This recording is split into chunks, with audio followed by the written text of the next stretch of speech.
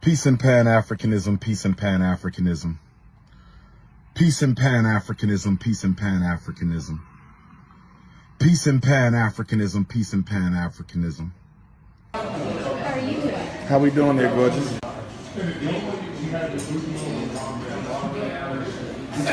All right, I want to try your black-eyed pea hummus. Okay. I also want to do sesame kale salad. Large or small? Large. Okay. And what is tempeh? What is that? Tempeh is cultured soy. It's cultured soy. Let me go with I'm gonna try it. The smothered tempeh. How we doing there, gorgeous? How we doing there, gorgeous? How we doing there, gorgeous? I attended 3 predominantly white colleges. How we doing there, gorgeous? I went to Millersville University in Lancaster County, Pennsylvania, predominantly white. How we doing there, gorgeous? Lehigh University, Bethlehem, Pennsylvania, predominantly white. How we doing there, gorgeous? Philadelphia College of Osteopathic Medicine, predominantly white. How we doing there, gorgeous? There were white girls who were attracted to me in undergrad. How we doing there, gorgeous? There were white girls who attracted to me in graduate school. How we doing there, gorgeous? There were white girls attracted to me in my doctoral program. How we doing there, gorgeous? I've always had white women who were interested in a romance with the Prince of Pan Africanism. How we doing there, gorgeous? I've always had that. They bought me clothes. They slid stuff under my door. They invited me out to dinner. They offered me cookies from their cookie jar. How we doing there, gorgeous? They left cards on my desk in the middle of class for everybody to see it. Yes, I had white women pursue me at every level of education. How we doing there, gorgeous? Did I date a single one? I did not. Did I disrespect them? I did not. I respect all human beings. I respect all human beings. But I did not date any of them. Were some of them attractive? Absolutely. How we doing there, gorgeous? Some of them were built just like black women. How we doing there, gorgeous? Some of them grew up with black women. How we doing there, gorgeous? Those white women were not unattractive at all. How we doing there, gorgeous? 5'5", thick in the thighs, but they were Caucasian. How we doing there, gorgeous? They were 5'5", thick in the thighs, but they were Caucasian. They were 5'5", thick in the thighs, but they were Caucasian. How we doing there, gorgeous? And I did not have intercourse with any of them. Ever. Ever. How we doing there, gorgeous? Okay. I done found condoms, alcohol bottles all over the place. This is not the drink spot. Cows, horses, chickens. Buck, buck, the loosey-goosey. You buck, buck, buck, buck, buck, buck, buck, buck, buck, buck, buck, buck, buck, buck, buck, buck, the loosey-goosey. You buck, buck, buck, buck, buck, buck, buck, buck, buck, buck, buck, buck, buck, buck, buck, buck, buck.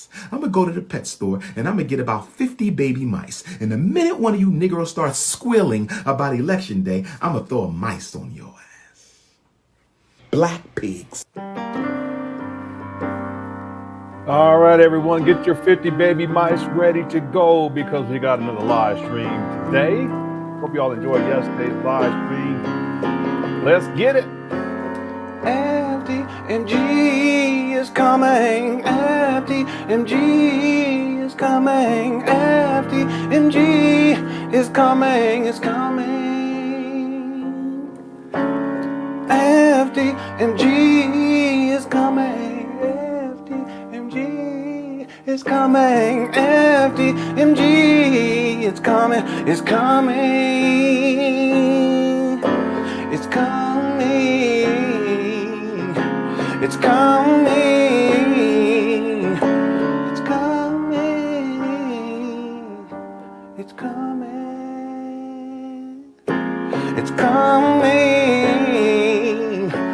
it's coming, it's coming,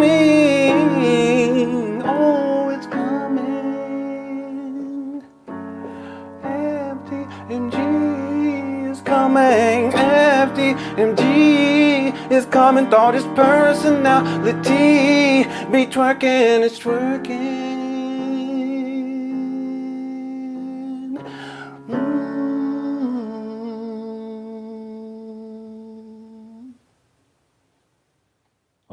right. Y'all remember that was a big old controversy right there. That was some time ago. Thank y'all so much for tuning on in. Cook Crush Chat. What's up, Marsby? Welcome, everyone. Cook Crush Chat. You are undefeated. Yesterday's show was off the chain. Today's show is going to be a lot shorter. I got to get to bed a lot earlier because I got to go back to work tomorrow. I've been on vacation. Yeah, that was the Persian woman. I want to, before we get into this, though, let me apologize for being late. I was getting back in traffic. And there was no way. I should have said it for 6, but I was hoping to get back here sooner. I want to, before we get into this, there's 2 things I want to talk about. Number one is what I played earlier to start. I played the sequence with Umar. This is actually a video that's still up on his Facebook page. And he goes to a restaurant and there's a waitress there and she's a white woman. And he says, "Hey, gorgeous." And it's clear to me he's spitting game. That's why I want to point this out. Julia says, "Bro trying to hit on the snow bunny." He sure was. But his rhetoric is about how black men should not be dating outside their race. But the truth of the matter is that he'll take any cookie that he can get. And that right there is like a self-exposure. And the truth is that back then, he wasn't talking so much about what he calls a snow bunny crisis. He was talking about it, but not like now it's like it's a running joke. Like everyone expects him to say snow bunny crisis. That video in and of itself, it's just Umar self-exposing, which he does quite often. It's not uncommon for him to do that. And so when he tells people that we should not be dating outside the race, that's just rhetoric. It gets the most amount of attention. I think out of everything over the last couple of years that Umar has said, that gets the most amount of attention. And he's about attention. It's a narcissistic thing. He has to be the center of attention. He likes people to just focus on him at all times. It's always about him. There's a term for that. It's part of the cluster B, but I can't remember what I would have to look it up. But there's a term for that where everything is over the top, but it's mainly to get people's attention. And this whole idea of interracial relationships from Umar's vantage point is wrong.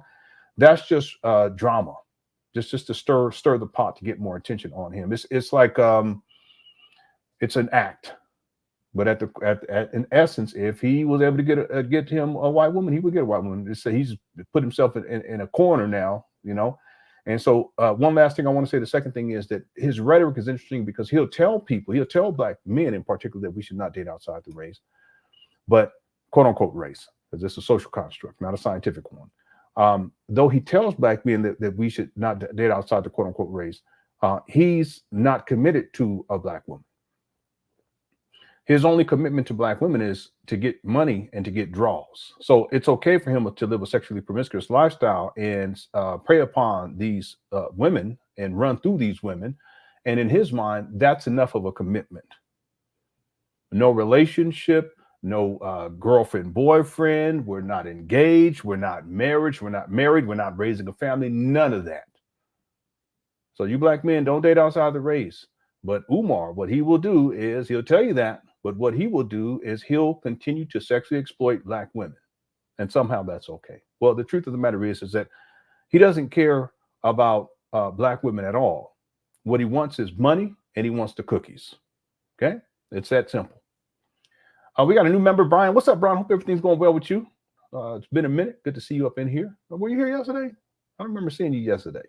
We had a show. Yesterday's show was crazy. It was long too. Today's show is going to be short because there's a short video we're going to watch. We're going to be getting into Umar's Africa trip. I think he was charging $5,000 per person, and that means that you get to share a room for that $5,000. So basically, for one room, there'll be $10,000 coming in terms of income. All right, it's wild. Anything for money. Is it Dunning-Kruger that he suffered? No, I don't know. It's not that. I'm not sure what that is, little stuff. Let me look it up, Joe, real quick. Dunning-Kruger. The Dunning-Kruger effect occurs when a person's lack of knowledge and skill is in a certain area causes them to estimate their own competence. This could be true. By contrast, this effect also drives those who excel in a given area to think the task is simple for everyone, leading them to underestimate their abilities. That's very interesting. That's very interesting. But let me go ahead and let's see, cluster B. Personality traits. Behavior, envy of others, impulsivity, lack of empathy requires excessive. Yeah, well, part of it is it requires excessive admiration, a lack of empathy for sure, impulsivity. But there's another one. Anger, unstable relation. No, it's none of these. Yeah, I can't remember. I would have to go back and research, because I was watching some Dr. Ramani videos about 2 weeks ago, and she admit. Here it is right here. Being dramatic, and then having intensely emotional responses to things. That's Umar. That's different. But the dramatics. He's all drama all the time. Everything has to be over the top. Okay. All right. Thanks everyone again. Thanks to Lusak for the super chat as well. And I want to get into this because I want to have a shorter show. Well, we're going to have a shorter show for sure. Okay. Let's get into this. What's up, X Freeman? Thanks for tuning on in. Yeah, self-aggrandizement. That's part of the narcissism. He does that all the time. That's one of the things about Umar is yeah, that's it right there. Histrionics. Hey, how's it going, Tata? That's the term. Histrionics. Exaggerated dramatic behavior designed to attract attention. That's Umar. If you guys remember the video that we watched yesterday where he was speaking in front of the college students, you see how he was yelling and stuff? You know, that's the histrionics. It's exaggerated dramatic behavior and just all over the place designed to attract attention. But see, what's interesting is when we watch Umar when he's sitting inside of his mama's closet on being interviewed by Baba David, you see he wasn't like that. He wasn't like that at all. But you put him on stage, everything is about trying to get attention. He didn't want it. Yesterday, the video we watched, I can tell Umar didn't even want to do that interview. I don't even know why he did it. And then when David brought up the FDMG, Umar, he was so sad and somber, just so defeated. But you put him up there on the stage where he can get attention. That's the narcissism, and then the histrionics start to take place. It's a mental health condition that affects the way a person thinks, perceives, and relates to others. Genes play a role in development of personality disorders. Abuse and instability during childhood also may increase risk. A person with histrionic personality disorder seeks attention, talks dramatically with strong opinions, is easily influenced, has rapidly changing emotions, and thinks relationships are closer than they are. Treatment typically include talk therapy. All right. Okay, so let's get into it today. And this video is relatively short, but I have something else I want to share with you, or a couple of other clips I want to share with y'all, because let's say today's theme is going to be the whole idea of Africa. Okay, all right.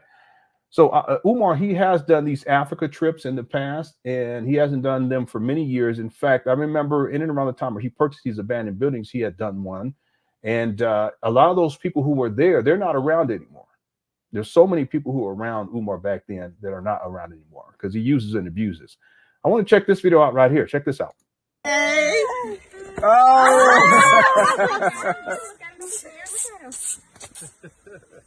He said, no, I don't want that. I just want to hang out with you, brother. Thank you. Grandpa to grandpa. He just want that banana. Y'all got a banana? Who got I got it. Give him some. Push it up. That's what I can get more. Yeah. I told y'all I was the Lion King. Yeah, you be lying. You said that monkey jump, he got that banana. I was like, I'm out of here. He said, I know you a scammer. I'm out of here. Here we go. That was perfect. This one's gonna try to get some. He's figuring it out. He wants the rest of it. You're like, nah, bro. Or she wants the rest of it. Go ahead, mama. Ooh. Go ahead, baby girl. Yeah, these women aren't around anymore. Okay, they're not around at all.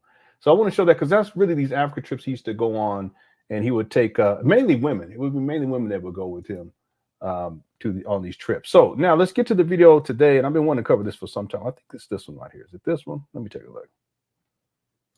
I'd like to wish you Oh no, this isn't it. This is okay. Hold on one second, everybody.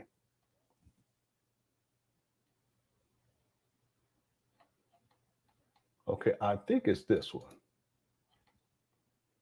Yeah, this is it right here. Okay, check this out. Oh, there's no audio. Hold on one second. Let me see if this. Yeah, for some reason it didn't download the audio. So what I'll do is I'll just pull it up and we'll watch it from YouTube.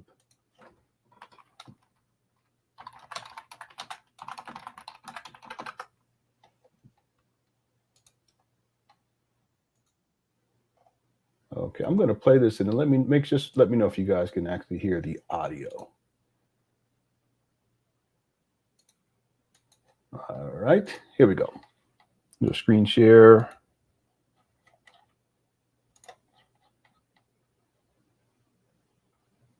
Oh, is it 14 days?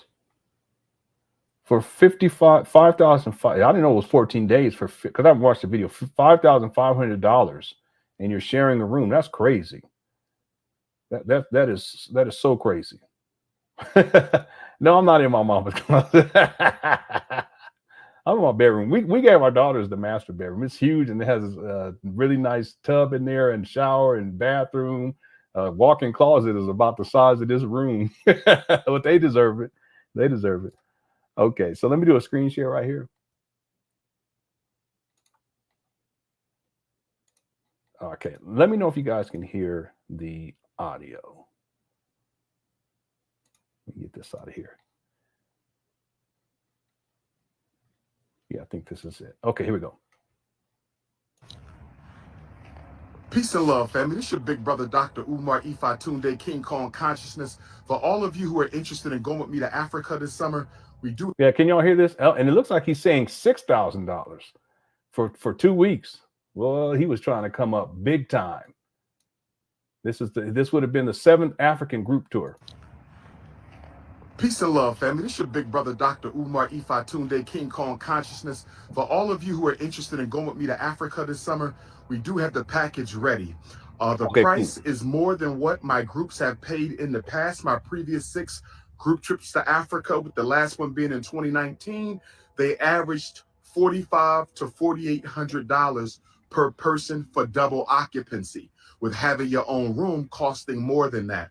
Well, the package that I just got has double occupancy for $6,000. And so, peace, King. And so I don't know if that is what the groups are costing now. It's been 5 years since I led a group. I want to hear from you if you think the $6,000 for the 3 countries of. Okay, this is what I was talking about. He's really just throwing this out there. You know, I talked about this yesterday. These scammers, they'll do this. Jay Morrison did the same thing. They'll throw things out there just to kind of get an idea of whether or not it's viable. And if they get a strong enough response, they'll go with it. But if they don't get a strong enough response, what do? They'll just cancel. And Umar's done that over and over again. Matter of fact, Zaza Ali, Tata, she would do the same thing. She used to do the same thing. I don't know what she's doing these days, but like I said before, like with Jay Morrison, people who have criminal minds, they're always going to look for ways to get money out of people and get over on people. And she has a criminal record. Okay, you guys look it up. You can look up Ginger Daniels versus. Just type that in, and it'll come up. FBI. I think it was FBI. It might have been CIA. I think it's FBI. Anyway, yeah, you're absolutely right, Tata. This is the same thing. So what Umar's doing here is he's just throwing. It's like fishing. He's throwing the reel out to see whether or not people are interested, and based upon the level of interest that he receives, then he'll try to move forward with this. But if he doesn't get the type of interest that that he feels is warranted, then he'll just cancel. You see, there's also the possibility of Umar. He'll throw stuff out here like this and get money, because he used to do this back in the day when he was on. He would have events and he would post them on Eventbrite.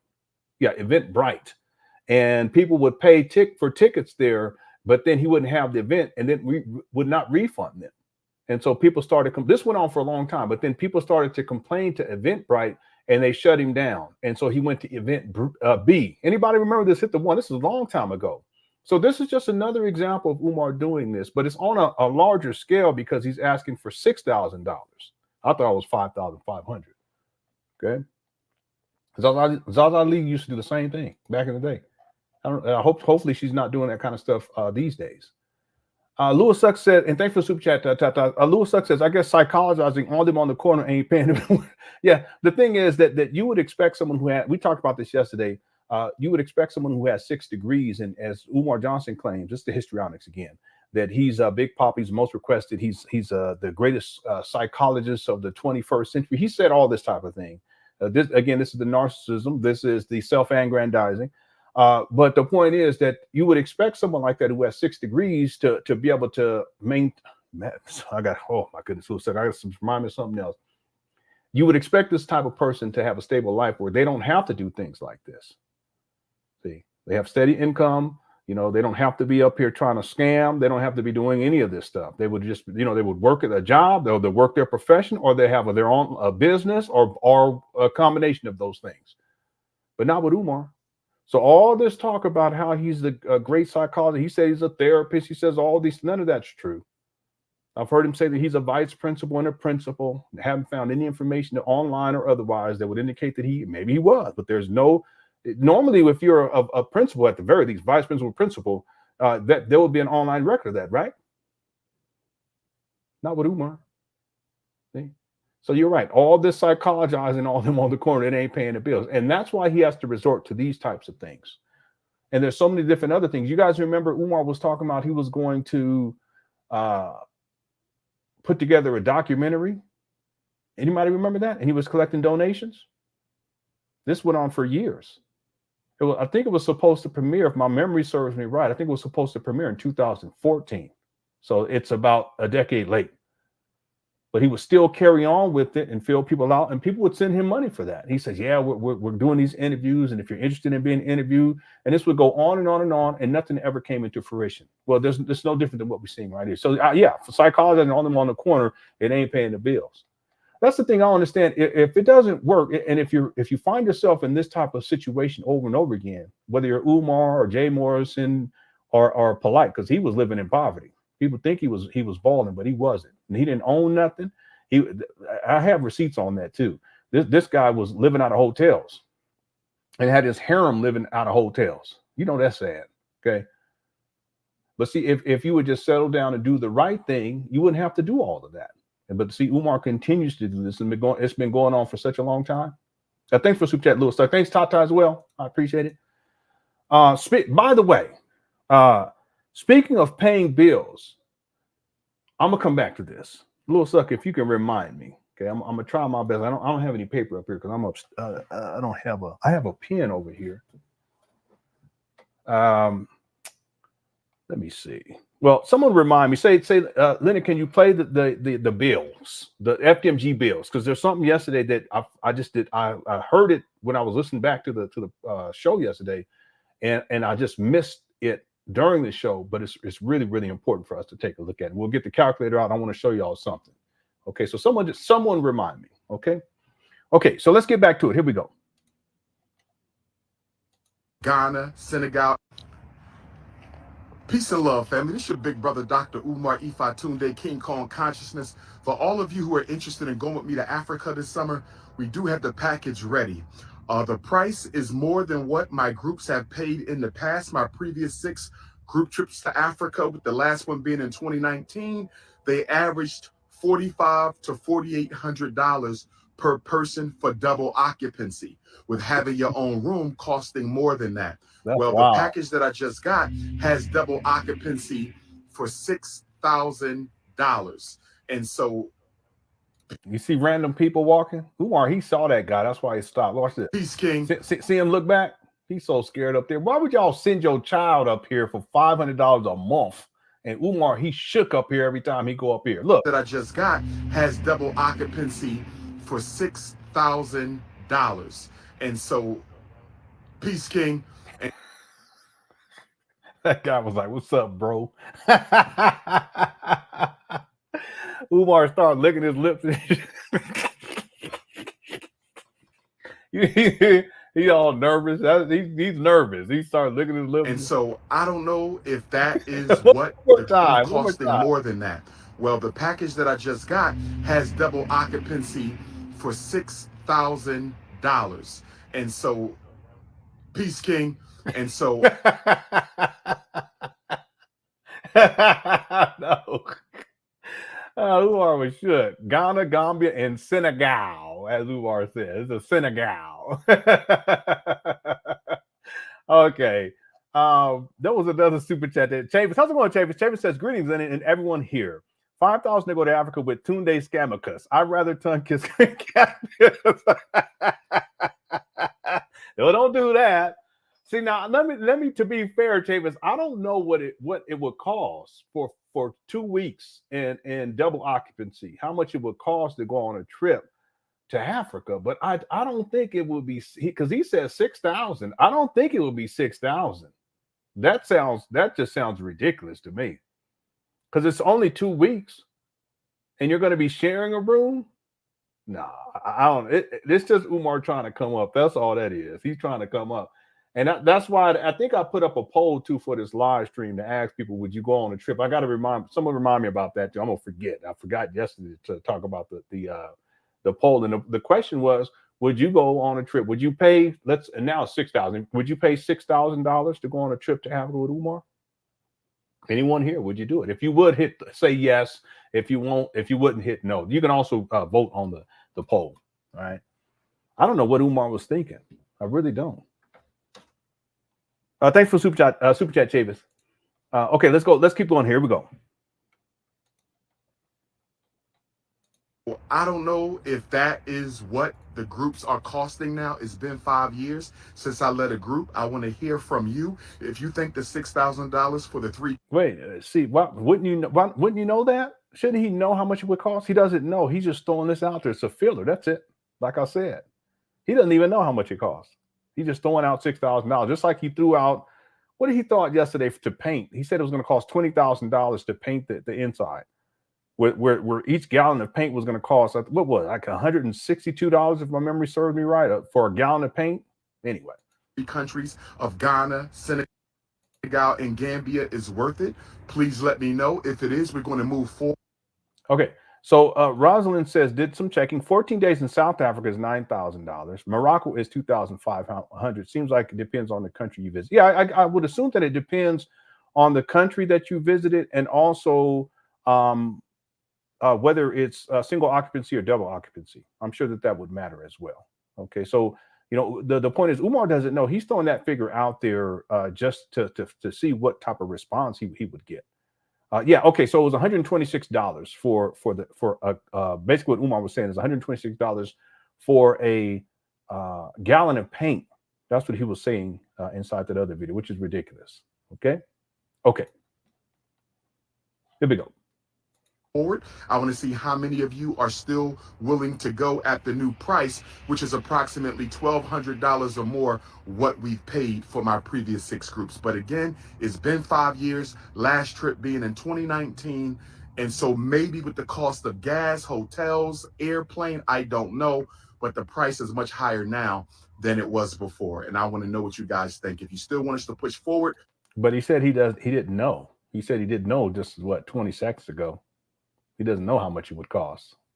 With the Ghana, Gambia, Senegal trip, 14 days, 14 nights, then send me a text message, 215-989-9858. Say, Dr. Umar, I'm willing to pay the $6,000 for double occupancy or a little bit more for my own room. A lot of these trips are costing that kind of money now. I need to know what y'all think. So let your brother know, 215-989-9858. Do we push forward with the $6,000 3-country package that's being offered? If y'all ready, I'm ready. I just want to make sure we got at least 25 of you who want to make this move. 25. Whoa. This guy did 25 at 6K at least. Hold on, 25 times 6,000. He trying to come up on $150,000. And that assumes that everyone's doing double occupancy. Can you believe this guy? So again, it's not like if this happened and people paid this money that all of it's going to him. That's not what I'm saying, because I'm not going to misrepresent anything. But the idea that Umar's just going to throw something out there where we're talking 125,000. Was it 125,000? I forgot already. Yeah, no, excuse me, $150,000. Just throwing out there that like people just going to come up with $150,000 just like that. It just doesn't stop with this guy. It doesn't stop. By the way, he's out here late at night. This is not a live stream. This was something he pre-recorded. That's why it has the graphics on there. Ghana, Gambia, Senegal, 14 days, $6,000 double occupancy. Dr. Umar's 7th African group tour. He has a picture of his book up there. See that? The image. He had already been banned by this time. He was banned off of Facebook, banned off of Instagram, banned off of TikTok. And so the only thing he could do on his Instagram, which is his main platform, is to do this video. So what he did was he went up there to these trap banners, even though he hadn't been up there. He hasn't live streamed up there. I'm talking about specifically live streamed. It's been for about 4 months. That's telling in and of itself. And I've talked to members about that, like what's the significance of that, him not live streaming up there after all this time, but also him being banned on 3 major platforms, social media platforms, all at the same time. You see? But what he does is he goes up here and he pre-records this video, and he has to use FDMG as a backdrop because that's how he's able to garner the most amount of attention and hopefully get people to send him more money. And that's exactly what he's doing right here. Black power. Who's going with me to Ghana, Gambia, and Senegal? Okay, I thought that was the only part we're going to watch. So it looks like we can watch this next one because now I guess this is another video where he's promoting it. Let's see what he says. Who's going with me to Ghana, Gambia, and Senegal? We almost to the finish line for the itinerary. I'm trying to make sure we got everything for y'all to fully enjoy yourselves. I want you to fully enjoy yourselves on Dr. Umar's 7th annual African group tour. Our first tour in 5 years since the year of return. The monkey trail, the monkeys be jumping all on you. You're gonna like it. They don't bite you, they don't hurt you. But the monkey's gonna be jumping all on you. You're gonna Okay, so True as B-Boy says, I checked Travelocity for a round trip for 2 to Senegal with hotel for 14 days at $6,700. Okay.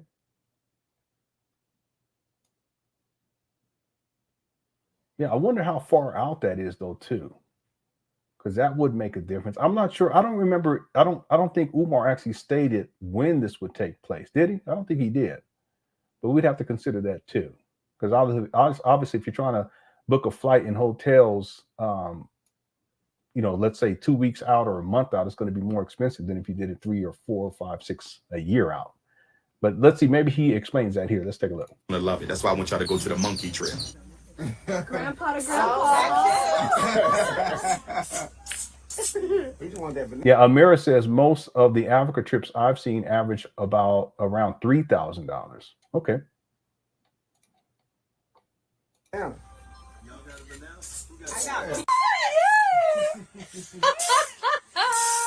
Give us a... push it up, Doc, so they can get more. Yeah. I told y'all I was the Lion King. What's up, Mike? That's why I want you to go to the monkey trail. And the waterfall's this big waterfall. You stand under the waterfall. It's better than the beach. It's better than a swimming pool. It's a natural waterfall in Ghana. It's a natural waterfall in Ghana, brothers and sisters. It's a natural waterfall in Ghana. You will love it. Uh-oh.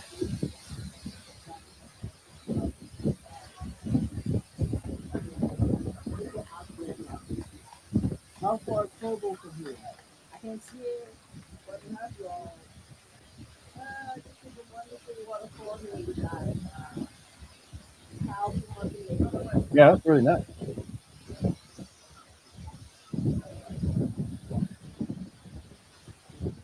Yeah. It's so spiritually cleansing. The water is so spiritually cleansing. All curvy queens must enter the waterfall with King Kong. Here we go. All curvy queens must enter the waterfall with King Kong. Okay. All curvy queens must enter the waterfall with King Kong. Oh, yes. This guy. Let's just freak off. 14 days and 14 nights. Oh, yes. Who's coming on the trip? We got 45 seats. I take up one, at least 44. Who will be part of the blessed 44? Get your... See, I'm in Wilmington. I don't go over there. Because it's hood. And I definitely wouldn't go over there, at night. I just wouldn't do it. All right? I just would not do it. You just said you in Wilmington. He said, I don't even go over there. That's funny, but it's true though.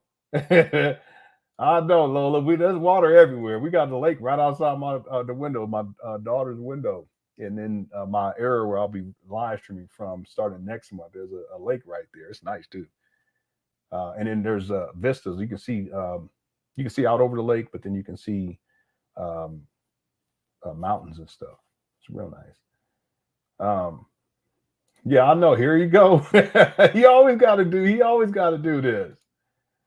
Yeah, he pretends something's going on up there. There's nothing going on up there. Iceman Vamp says, if it's 6,700 for two, Umar gets to pocket 5,300 for every two people that go. I don't think it would be. It wouldn't be. I don't think it would be that much, 5,000. But obviously, it just doesn't make sense. Why would someone pay $6,000 to go on for 14 days to go over into Africa and share a room? I don't. That just don't make no sense. But I'll tell you this: that it's a hustle. And Umar was throwing this out there to see whether or not, there are people who would potentially go for this. It's more like a con man trying to find a mark. That's what this is. And I've seen him do this with many different things. I made mention of when he was talking about how he was going to go back to college. I should pull that up. You want me to pull it up? Hit the one. He was like, he's going to go get a law degree. Hold on. I think it's on my other drive though, and that's downstairs, so I don't even think I can pull it up. Let me see. Unless it's still up on YouTube, it might be, but I don't think it is. Yeah, because he took that down a long time ago. Let me try one other thing real quick, Iceman Vamp. Let me see.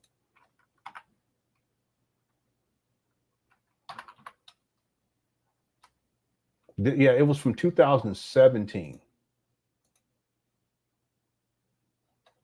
Yeah, I have the link here, but I think he took it down. Let me just check one more time on this one. Hold on, everybody.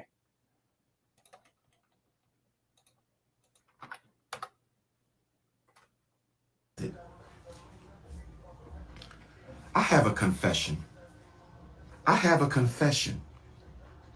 I am not only the greatest black school psychologist in American history. Wait, it's still up here. I'm the greatest black political scientist. Wait, hold on. In American history. He got the I have a school psychologist of all. Enough playing with these code. A 75-year-old elder black comedian. She played in Carnegie Hall in 62. Richard Nixon. Yeah, this isn't it though. Okay, let me try one more. Hold on, everybody. Because I got law school number 2. Let's see if it's still up here. Because I thought I remember him taking it down. That's why I was surprised. But that's a different video where he's talking about law school. So can somebody why did the Supreme Court have to make 3 decisions for the schools to desegregate? And in 2021, they still segregated. Somebody help me. This is why I'm going to law school. This is why I'm going to law school. I want to argue this case in front of the U.S. Supreme Court. Law offices of intellectual Ifatunde, attorney at law. Law offices of intellectual Ifatunde, attorneys at law. The Supreme Court. Hold on real quick. Let me just play this. This isn't what I want to show y'all, but I don't remember. He's talking so crazy right here. Check this out. Watch this. 21, they still segregated. Somebody help me. This is why I'm going to law school. This is why I'm going to law school. I want to argue this case in front of the U.S. Supreme Court. Law offices of intellectual Ifatunde, attorney at law. Law offices of intellectual Ifatunde, attorneys at law. The Supreme Court. This guy is wild. So this is after he was talking about but I don't have. I have it, but it's on my flash, not my flash drive, but I got a 12 terabyte USB external hard drive, and it's on there. That's downstairs. I mean, I could go and get it. Let me try one other one because I have so many links in here.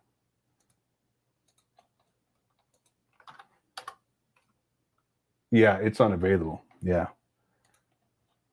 And let me just check one more time over here. Yeah.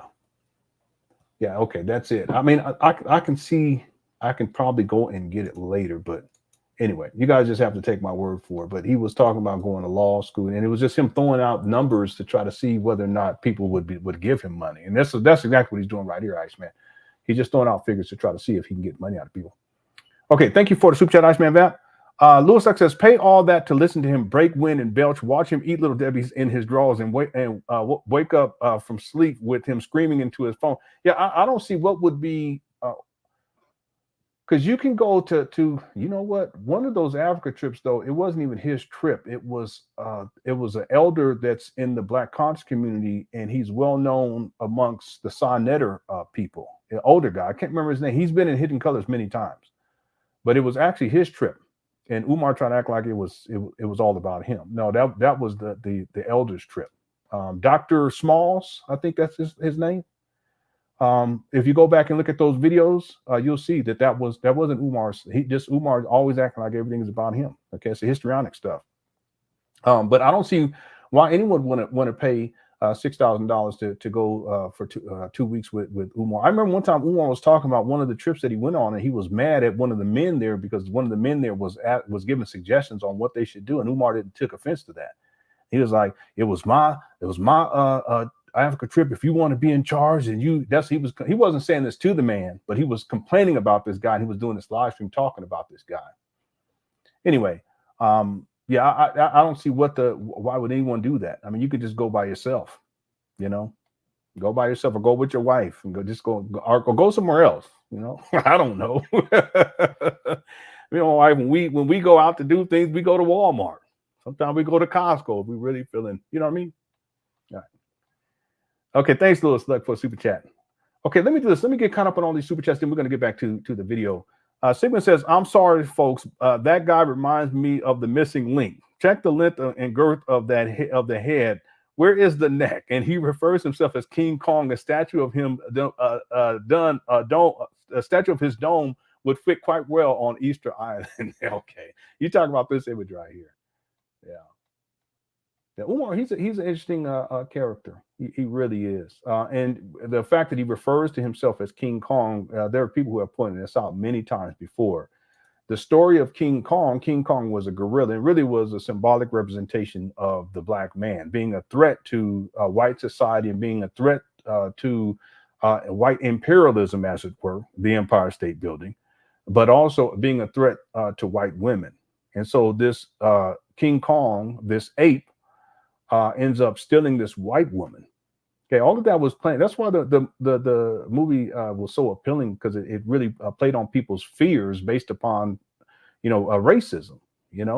And so this King Kong, what happens is he steals this white woman, and then he takes her to the top of the Empire State Building, and then they have to bring in the military to shoot him down. They end up, I believe, they saved the white woman, right? And ultimately, King Kong dies, meaning the Black man dies, the deviant Black threat dies. Well, why would Umar, who talks all this stuff about how we shouldn't date outside the race, why would he call himself King Kong? Because symbolically speaking, King Kong was a Black man who was trying to get a white woman, which actually makes perfect sense based upon what Umar is doing right here. Pan-Africanism, peace and Pan-Africanism. Peace and Pan-Africanism, peace and Pan-Africanism. Peace and Pan-Africanism, peace and Pan-Africanism. How are you doing?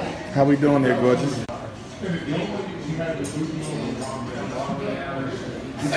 All right. I want to try your black-eyed pea hummus.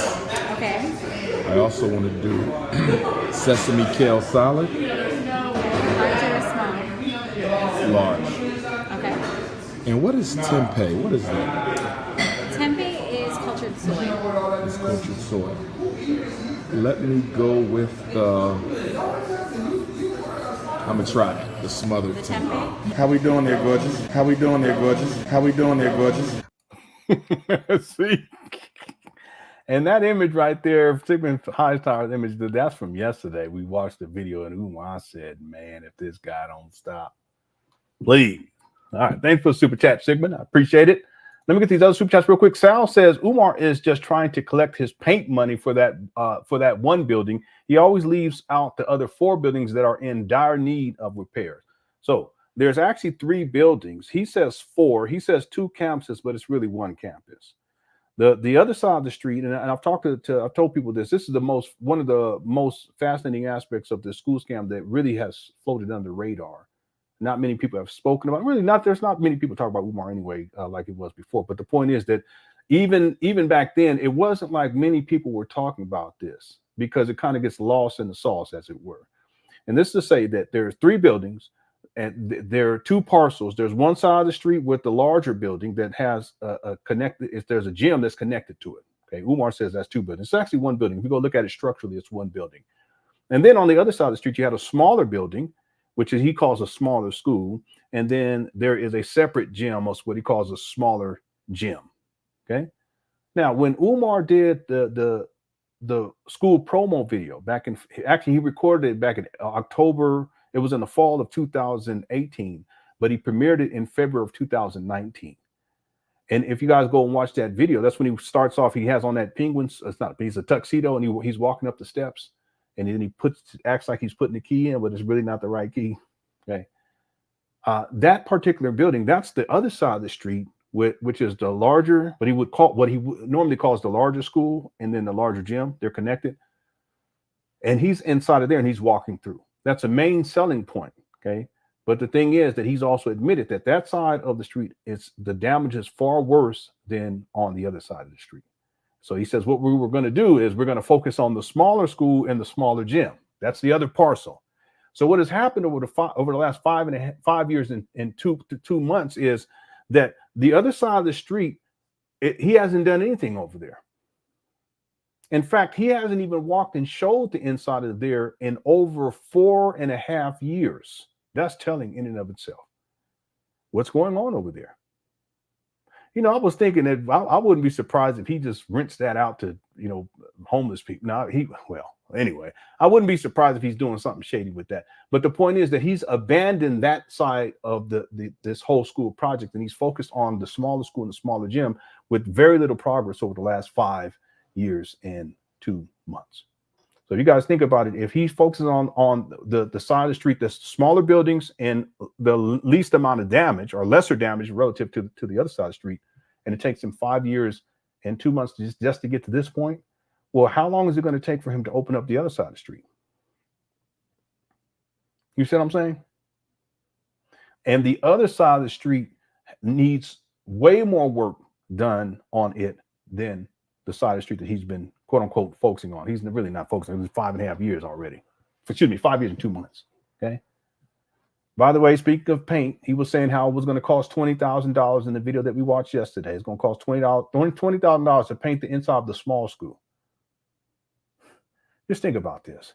If it costs 20, but he's lying, and Sigmund already told me that in advance, talking about how much it was, $126 per gallon of paint. Anyway, it's just so ridiculous. He says it's going to cost $20,000. Okay, well, guess what? If it costs $20,000 just to paint the small school, how much do you think it's going to cost to paint the larger building and the larger gym? $60,000, maybe $80,000. Any of this make sense? It's ridiculous. And the side of the street that he's been working on, it's still in need of repairs, dire needs of repairs. But can you imagine what the other side of the street, what type of work needs to be done over there after it's been sitting for another 5 years and 2 months? There's no telling what condition it is over there. Ain't no telling. I mean, it's so ridiculous. All this is ridiculous, and people still think that somehow he's going to figure out a way to. No, he has no clue. He's thoroughly incompetent. You don't know what he's doing. Thanks for a super chat, Sal. I appreciate it. Iceman Vamp said, "You're not understanding, Lenore. If me and you want to go, we got to give Umar $12,000, and we got to share. Damn, okay, I know, I get it. So it's going to cost $12,000 for 2 people. You got to share. That's crazy. That's crazy. I don't. And see, Umar, he's just throwing it out there. He's just throwing it out there to see if he gets if there's any marks who might be interested. That's all this is. He has no intention of doing this. Okay, I don't know whether because he didn't give a date. He's knowing him, he's probably already canceled. Out there, people were saying that he just canceled. I wouldn't be surprised by that at all. But for two people, $12,000, crazy. Okay, thanks, Iceman Vamp. Let's see. I think I'm all caught up with the super chats. Let me just make sure, and then I'm gonna go see if I can find. Let me see here. Okay, I got Sigmund. Thank you, Sigmund. I got Lewis Luck. Thank you, Sal, Lewis Luck. And then, okay, I got you, Iceman. Okay, thank you so much. Okay, so I wanted to remind me everyone, I still want to play this other video where Umar talks about how much it costs just for the water bill. Okay, please don't let me forget about that. But I also want to see if I have it on my D drive, if I have the video of Umar talking about going to law school. Okay. So I'll do that while we're watching this. At least I'll try and see if I have it. I may not have it, but that's okay. All right, here we go. And everyone, thank you so much for clicking for us chat. Okay, I hope you enjoyed the show yesterday. If you haven't watched it, make sure you check it out when you have some time. Thank you everyone for being here today. If you can hit the like button too, I'd appreciate it. Here we go. Lord have mercy. Put the bathing suit on. Here you go. All curvy queens must enter the waterfall with King Kong. All curvy queens must enter the waterfall with King Kong. Oh, yes. 14 days and 14 nights. Oh, yes. Who's coming on the trip? We got 45 seats. I'll take up on at least 44. No. Iceman Bam, it's $12,000 for the freak off. Okay. Yeah, this is true. Painting is a skill. It needs to be painted correctly. It's not like painting a treehouse. Yeah, but Misfit. He's just talking about the paint for the gallons of paint that he said he's going to need, and it's going to average out. He said $20,000, so it'd be about $126 per gallon of paint. That's what he's saying. The people who are paying, the people who are going to be painting a Misfit, they're not professional. Just like when they painted the outside. I could pull that video up right now. It was so sad. No, he wants his loyal donors who pay monthly, or if you sent him donations, you have the potential to come paint on paint day for him for free. The $20,000 ain't got nothing to do with man hours. That has to do with just the material. You see, and he still got to get paint brushes and all. I don't know how much that'll probably be about $450,000. I don't know. But in terms of the labor, no, that's free labor. He expects the people who have donated, what you get for donating, you're blessed to come paint for free. So basically, not only are you paying, you're also paying to be a slave because you're not going to get paid. That's wild. That's wild. This guy's crazy. All right, let's go. And let me pull up this right here. Now, I'm gonna look inside my folder real quick. I don't think I have it, but I'm gonna check. Hopefully I do. Okay, here we go. Who will be part of the blessed 44? Get your passports. Put the bathing suit on. Lord have mercy. Put the bathing suit on. There you go with the freak off. Put the bathing suit. Lord have mercy. I'm just joking with y'all. I got a wifey. I can't be over there misbehaving. You got a wifey. Consciousness over. I'm the group leader. I can't be involved in anything that's less than honorable. Yeah, right. I'm the group leader. I can't be involved in anything less than honorable. I'm the group leader. I'm the group leader. First night we get to Ghana, you could pick out your African clothes from the African tailors. All the African tailors will be there. All the African tailors will be there. You can get all your African clothing. Get all your African clothing. One wifey, I need the second one. Choose some nice African clothes. It's time for some new dashikis. It's time for some new kufis. I ain't been to Ghana in 6 years, family. Peace and Pan Africanism, good sister. Dr. Umar, how are you? Who's going to Africa, family? This video was crazy. I'm going to try to set up a lecture at the University of Ghana, University of Gambia, University of Senegal. You come as a Mexican, not unless you an indigenous African Mexican. Are you a Mexican African who came over with our great Africans from the empires thousands of years ago? Because if you a burrito bunny, we don't need no burrito bunnies. This is not a bunny hop trip. No burrito bunnies. All Don't do that, Umar. Maybe one thing he was joking, but he's saying this just to be disrespectful. Man, this guy. Again, if he said that as a joke, I get it, but come on now, man. Because I joke too. Y'all know how I am. I'll joke, and because I grew up around Mexicans, I have a lot of respect for Mexican people. I'm from San Diego. That's why I know a little Spanish. And I'll joke. You know, I'll tell jokes. But he's not joking. He's just being disrespectful. And Mexican people, especially the vatos, they'll joke around. They'll laugh and stuff. But the way it's how you say it. The way he's saying it's just disrespectful. Respect. No burrito bunnies. No. Much respect to the Mexican women, but this is an African trip. Unless you are African Mexican, the original Mexican Africans, if that ain't original Mexican. Why don't you stop? Man, please. Mexican women be looking good too. I know what you're talking about. My first question was a Mexican girl. What you talking about? Her name was Maria. No, I'm just. It was Maria. What was it? Maria Martinez. She stayed down the hill from my grandma. There was these stairs you can go down. They go down, and her house was right there next to the stairs. I used to look down there. Margarita Martinez. Oh yes, family. And then there was another fine one, honey. Her name was Leticia, but they called her Leti. But her brothers were cholos. And they were kind of mean, so I couldn't bust a move or step or nothing like that because they ain't no telling what would have happened. Hey, Vato. Okay. Anyway, ain't you, then you ain't coming. Can you bring your snow bunny? You will never get on that plane. I'm promising you that. You can try it if you want, my brother. You can try it if you want. They just waste your trolling money. him. That will be money wasted if you pull up with a damn bunny. That will be money wasted. That will be money wasted. In fact, you know what we're going to do? We're going to drag your ass into the bathroom and chain you to the toilet. They won't even know you missed the flight. We're going to drag you into the... This guy is... this is y'all's principle. This is y'all's principle. Talking crazy like this.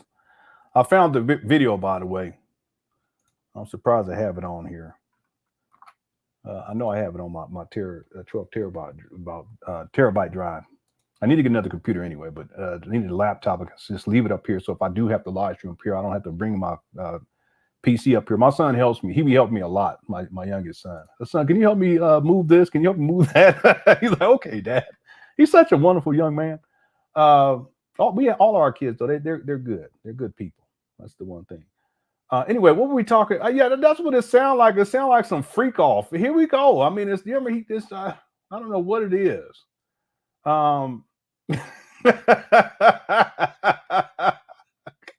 That's what y'all don't. Some of y'all don't remember that, but this is a long time if you're newer. But there's a Japanese bath video, Umar. This one of the this guy. I have that video too. But Umar, he's funny.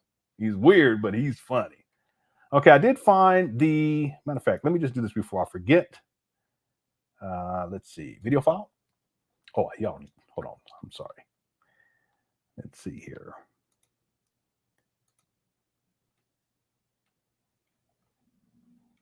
Let me get out of it. Oh, here it is. I'm sorry. Let me do it this way. Okay.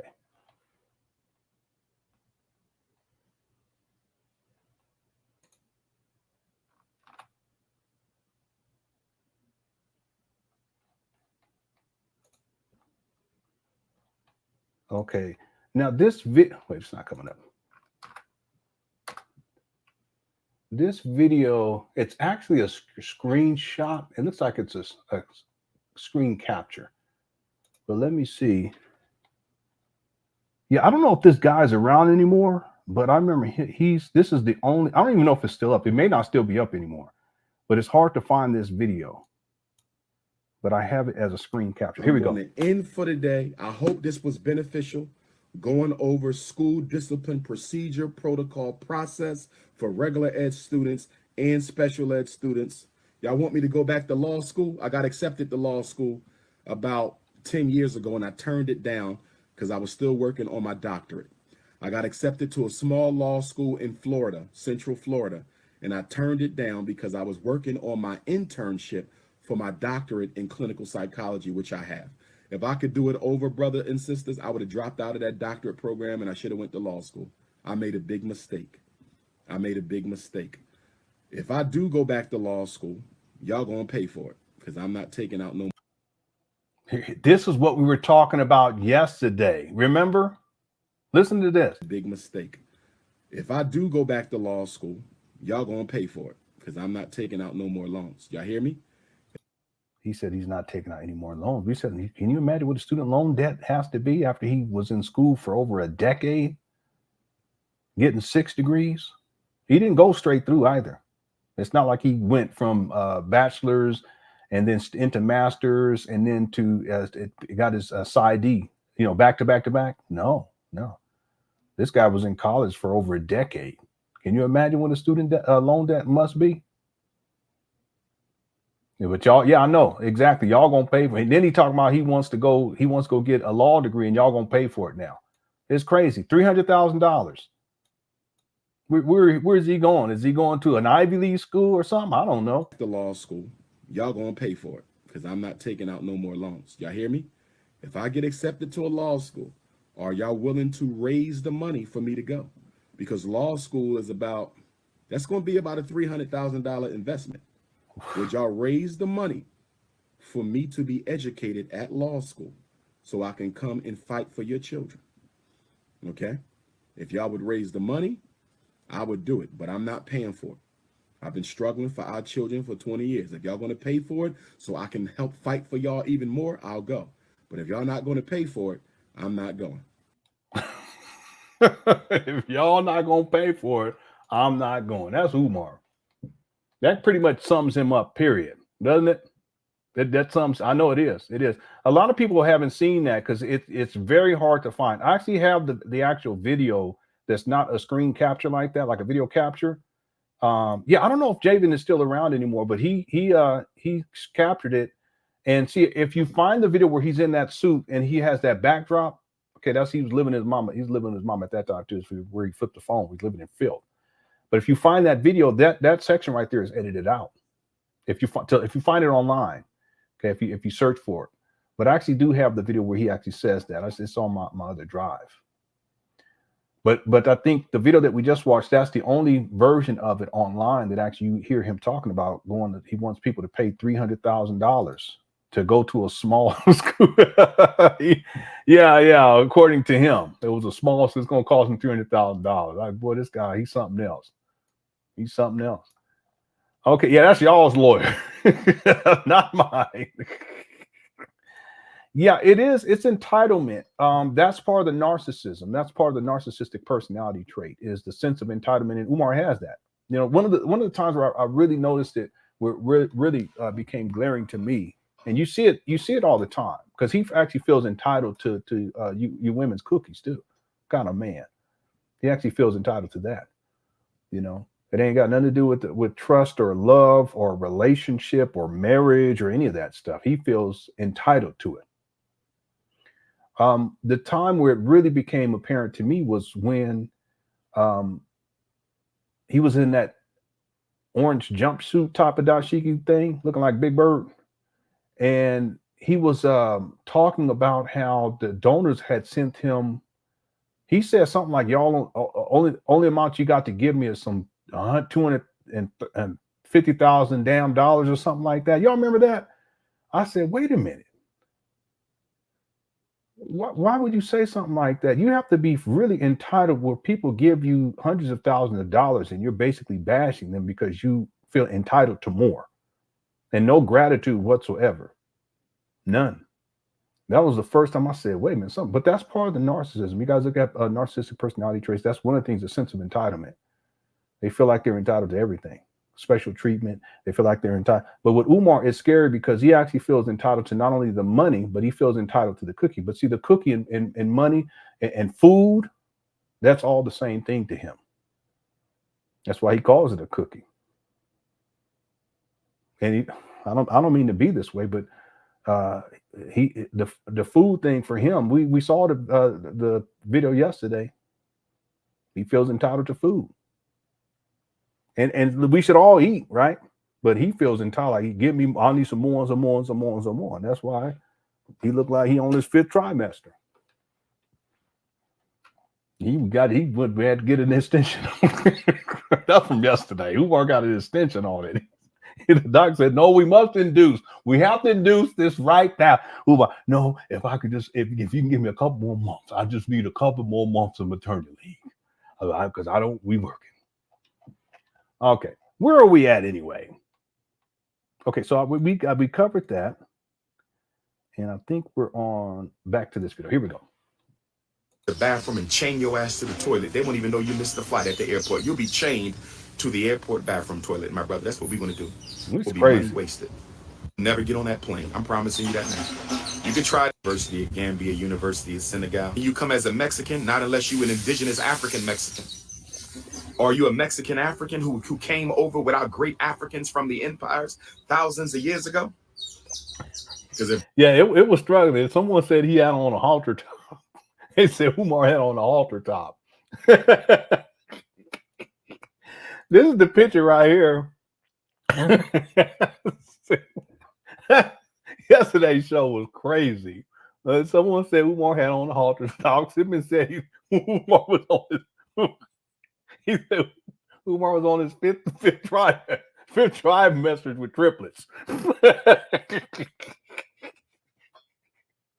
Dr. Sultana induced labor. Umar wouldn't go for it. He said, you know what? He said, you know what?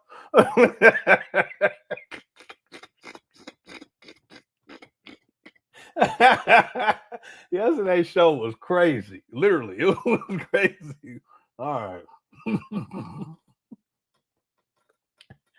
All right. I don't even know. Well, was it a crop top? I don't know. They said a crop top. I was gonna say a crock pot, a crop top or a halter top. I don't even know what it is. I don't even trust me. I have no idea. Anybody know? Anyone that could question that? What's a halter top and a crop top? What's the difference between the two? I don't know. I need to look it up. You know how I am. I gotta go find out. I can't remember what they said. Did they say a crop top? I thought they said a halter top. Let me see. Oh my God. Oh. What is this? What is all kind of crazy stuff popped up? I don't need to see all this. What in a freak off? What is a freak off ladies floral patchwork netting camel sole tank top something? I don't know. But that's not a halter top, is it? Maybe it's the same thing. I don't know. Anyway. So, and then there's a tank top. Let me look at that. Well, why do these kind of pictures pop up? I don't get it.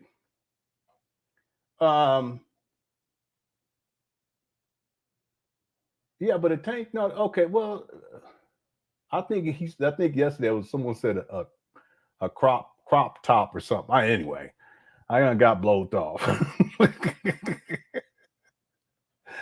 All right, so let's get back to it, everybody. I'm sorry. I was just trying to figure out what the person was saying, how to think about it. Okay, here we go. If you a burrito bunny, we don't need no burrito bunnies. This is not a bunny hop trip. No burrito bunnies. All due respect. These guys. No burrito bunnies. No. Much respect. Again, like I said, if he was joking, he was telling a joke. Okay, I get it. Okay, because we used to joke around all the time back in the day. But this is just him being disrespectful. He just being disrespectful. Yeah, no disrespect to all you burritos. That's basically what he's saying. That's basically this guy, Umar, he's a trip. He ain't got no respect for nobody. Goofball. Well, thanks for super chat, Iceman. Again, it bothers me because like I said, I grew up around Mexicans, you know. Cinco de Mayo and all that stuff. Thanks, Iceman, for the super chat. Okay, let's go. Back to the Mexican women, but this is an African trip. Unless you are African Mexican, the original Mexican Africans, if that ain't you. Original Mexican African.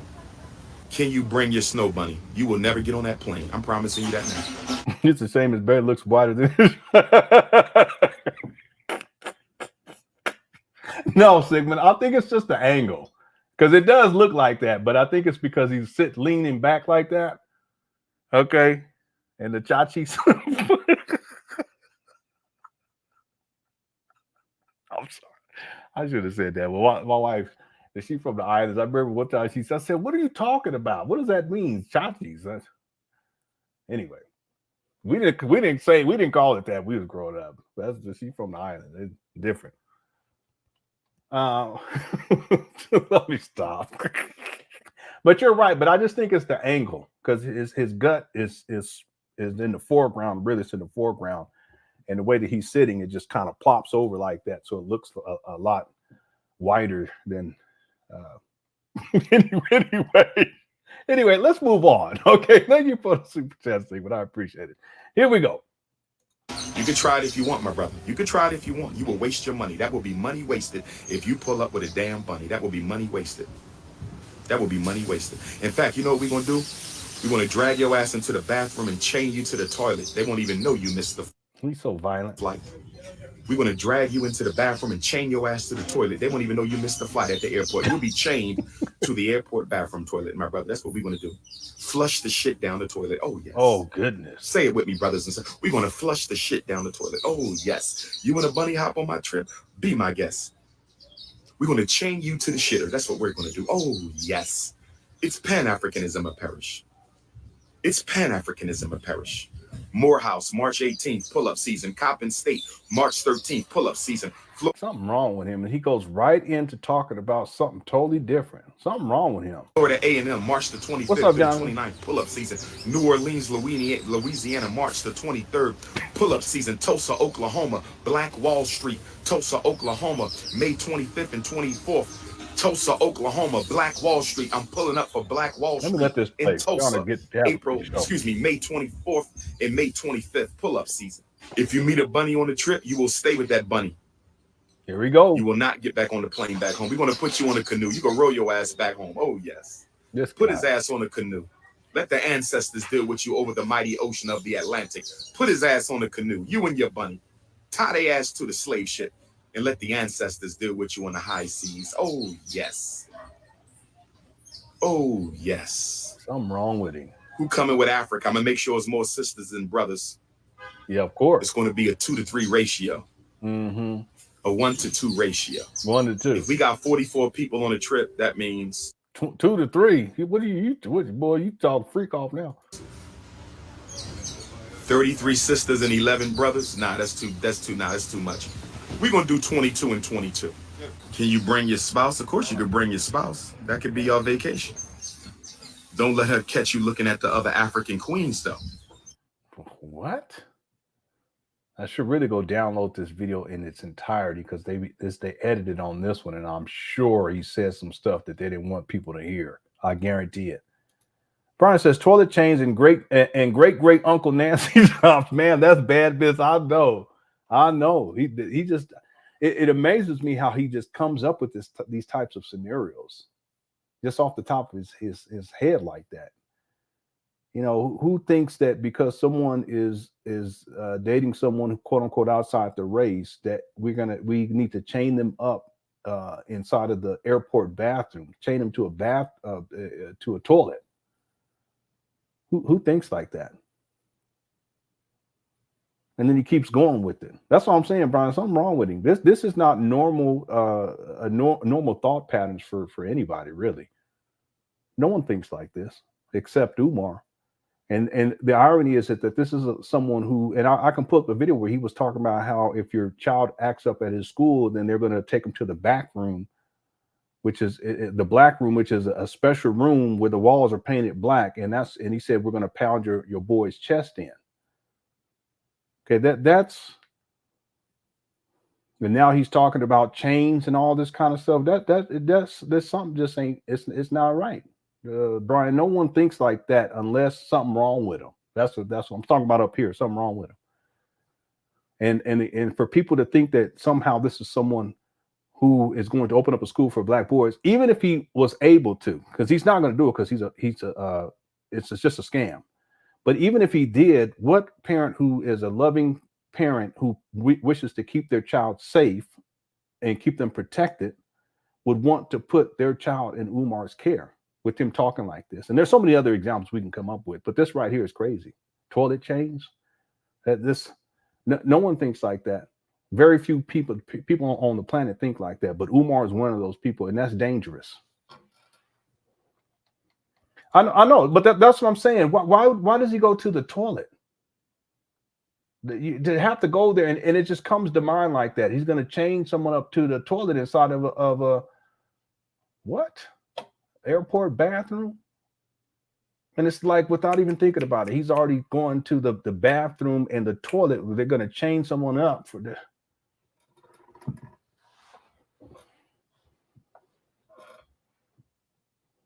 It's weird, isn't it weird? Anyway, thanks, Brian, for the super chat. All right, let's get back to it. Here we go. Because there be some fine women on the Dr. Umar trip. So if you're going to bring your spouse, brother, make sure you stay focused now. Here we go. You don't want to be breaking up no marriages. If you're going to bring your spouse, make sure you stay focused now. Okay, don't be. I had a couple couples come on my trip, and the man started looking at the other queens, and the queen ain't like it. So my brother, you got to stay focused now. If you're going to bring your queen on this trip, you got to stay focused now. Don't be letting that gazelle, don't be letting that eye. It really is. It really is. I don't mean to belabor the point, but it is really a strange thought. It really is. Yeah, I know. He does what he do because he gets riled up like this. He did. That just start talking that freak off stuff. I had a couple couples come on my trip, and the man started looking at the other queens, and the queen ain't like it.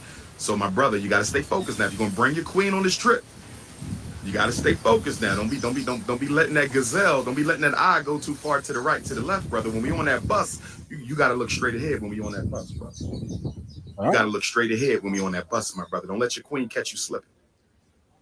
You got to look straight ahead. Same thing with the queens. You bringing your king, don't be thirsting for the other brothers on the trip now. We ain't trying to destroy no marriages. I'm all about black love. I'm trying to keep all the families together. Yeah, right. I'm trying to keep all the families together. If you're coming with your queen or your king, make sure you stay focused now. Don't start thirsty dipping. Don't start thirsty dipping, all right? We going for culture and consciousness. We going for culture and consciousness. Yeah, we are not going for cookies. Just like we're going for culture and consciousness. We are not going for cookies. No, it is. It's cookies. It's a freak off opportunity. That's all it is. And I'm gonna tell y'all, and I'm not gonna pull up the videos where I can show you, but those women that was going on I was gonna say going to these Africa freak offs. I'm not trying to disrespect anybody, but those women that went up there, they knew what time it was. I'm talking about back the older trips. They're not around anymore. A lot of those women aren't around anymore. But when they were around, even before they would go on these trips, and you see them up at FDMG and all that stuff, I already knew what time it was. Ain't nobody dumb.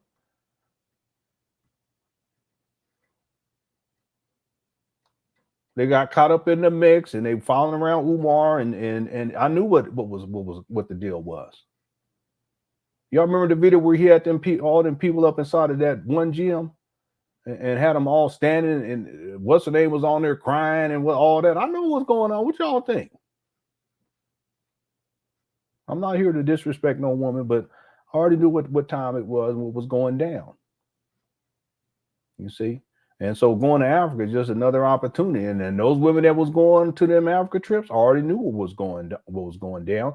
But they're not around anymore because Umar, what he do? He runs through the black women. He run through them. He take the cookie, and after he done, he done with y'all. He might send you some money afterwards. Literally, PayPal. Literally. So again, I'm not here to make anyone feel ashamed of any decisions that you've made, but I'm just telling you, I knew then, I know now, and that's one of the reasons why most of those women, if not it's way over most, it's close to 100%. Okay, 95% of those women, they're not around anymore. They're not dealing with Umar anymore.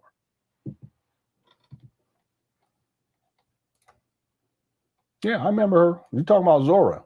Y'all remember Zora? That's another one of the characters. We were coming up with characters yesterday, just by the memories. Y'all want to do? Let's do real quick. Hashtag a character. I'm going to put Zora. Of course, we brought up Miguel Jackson.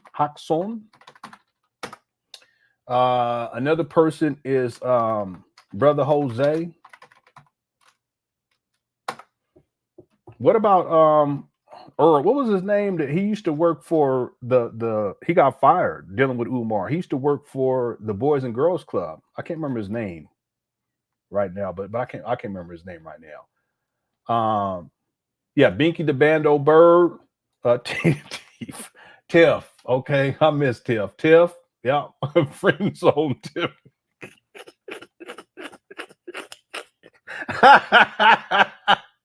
Oh my God, y'all crazy. PayPal, the dog, yeah, Brother Wit, yeah, Brother Ron, Dominique, that's the guy. He got fired. He used to work for the Boys and Girls Club. He was around back then. There was a lot of people that was around. They're not around anymore because they got used and abused. Madre Oya, Madre Oya, okay, Belly Boy, Tip the Grip. Yeah, Brother Mike. What's the name still around? Of course, we covered him yesterday. Father David.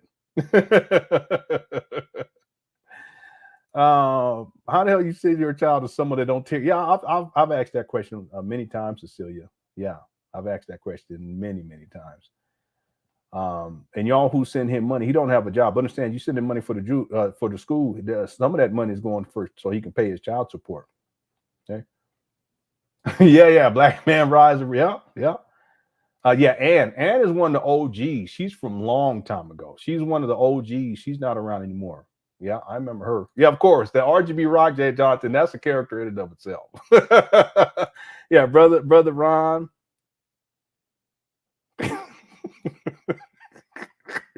What's up, Vince? Here we go. Sharon.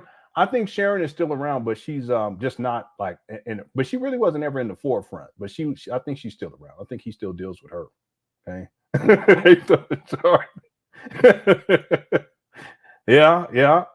Father David. Yeah, Sister Nera. I always liked Sister Nera. She was nice. She was really nice. Sharon. Yeah, sweet little baby gator. I wrote a song for him. Yeah, Umar's chair.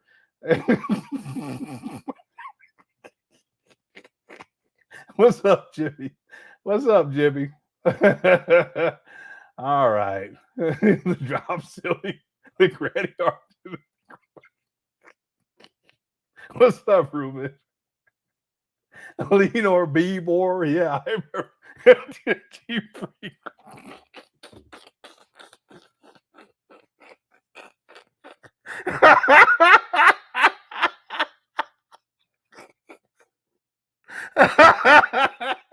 I should laugh, but man, that's funny right there. FDMG freak off.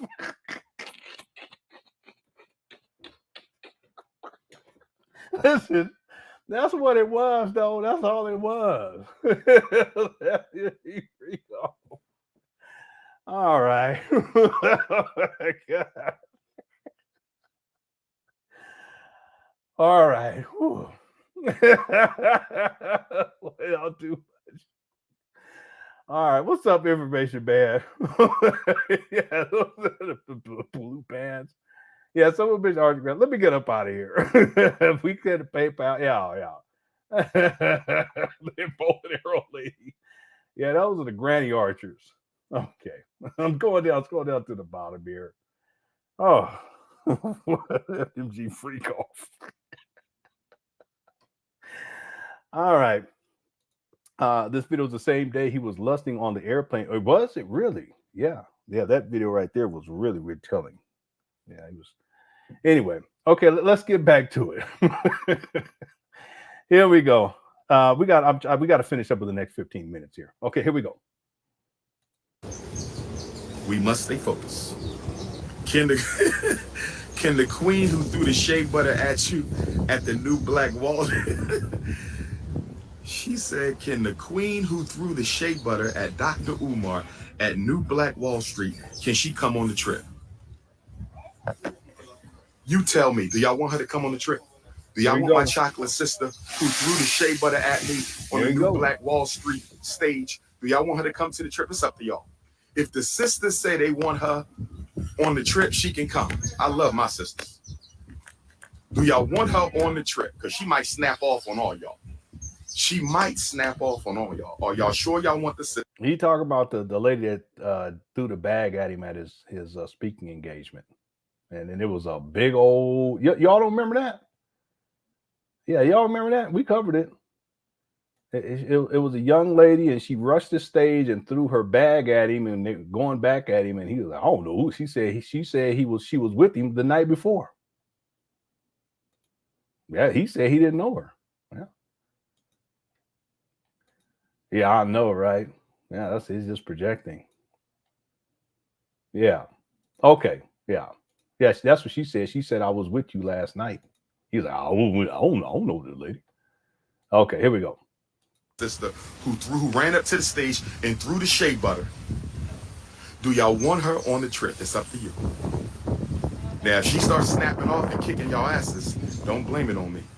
If she starts snapping off and kicking y'all asses, don't blame it on me. Here he goes. Y'all need to talk to her. Y'all always trying to catch me in a compromising situation. I don't understand you Negroes. Why do y'all live for my demise? Why do some of you ninjas live for my demise?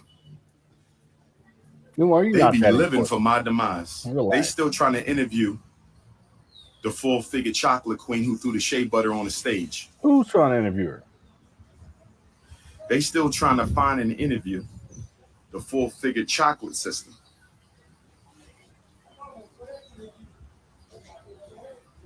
From New Black Wall Street, February the 4th. These Negroes are still stuck on February the 4th, and you Negroes still trying to find the full-figured chocolate sister who threw the shea butter on the stage.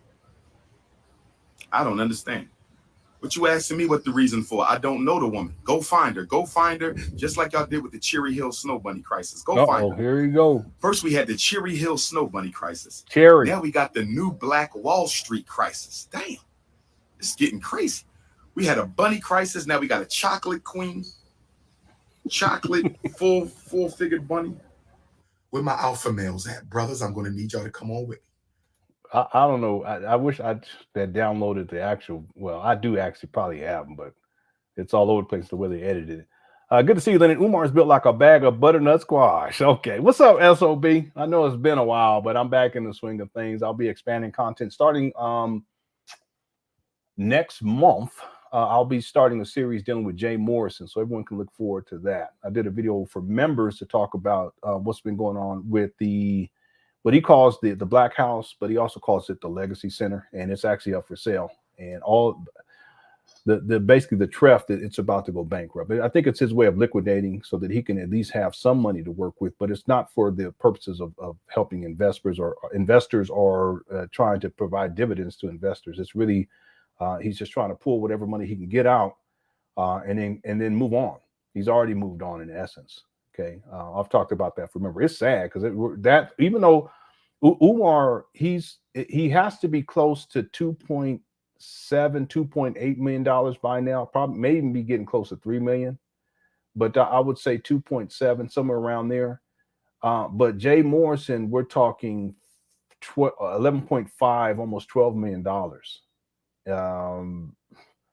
He has to be on the Mount Rushmore of these scammers. He has to be on, and we're talking about these so-called black conscious scammers. He has to be at the top. You know, Umar's up there too, but the difference is that with Jay Morrison, it's not like he's promising to save your black boys. I mean, he's talking about rebuilding Black Wall Street, but with Umar, it's like anyway, and both of them. Thanks for super chat, SOB, and good to see you. All right. Okay, hopefully we're getting close to finishing up this video. I was trying to do like an hour and 30 minutes. We're at an hour and 28. Here we go. I can't handle all the queens on my own, brothers. We're my alpha males coming to Africa with the prince this summer.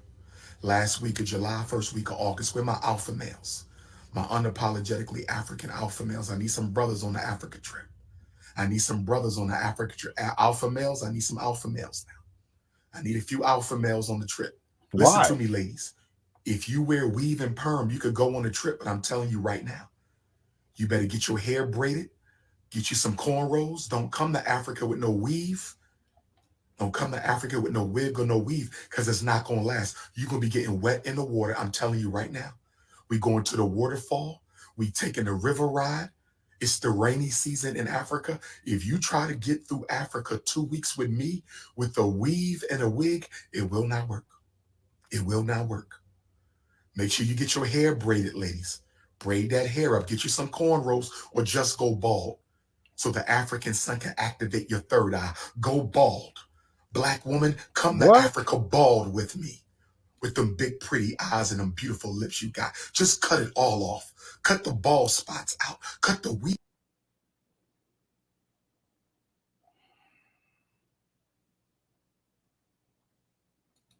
The Africa trip was canceled for the FDMG fundraiser. Yeah, people told me about that. There's something about a fundraiser Black History tour, but I haven't seen him actually do a video where he but there's no. They sent me a maybe I'll go look that up next. They sent me a picture from his, I think it's from his Instagram page.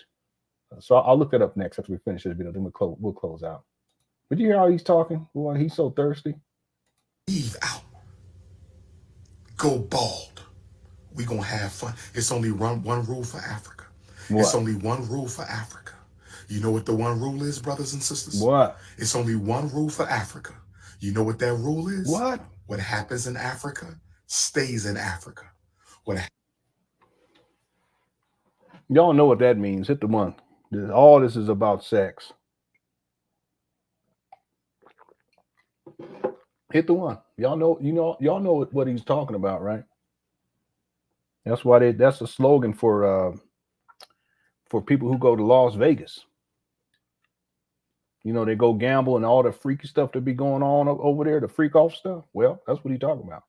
Hit the one. He just told on himself. But I already told you, I already knew what was going on, what was popping off with all that, even back then when he was doing them before. They take a gang of women, there's a harem, and they go down there and they just go around Africa and all this stuff, but it's really freak off time. This is y'all's principle, and they paying for it.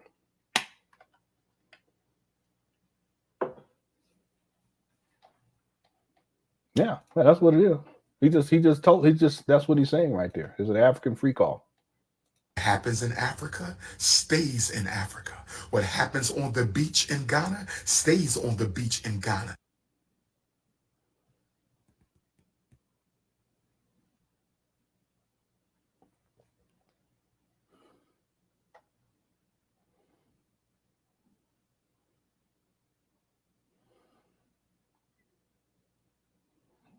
I hope he just stops right there. What happens on the beach in Senegal stays in the beach in Senegal. What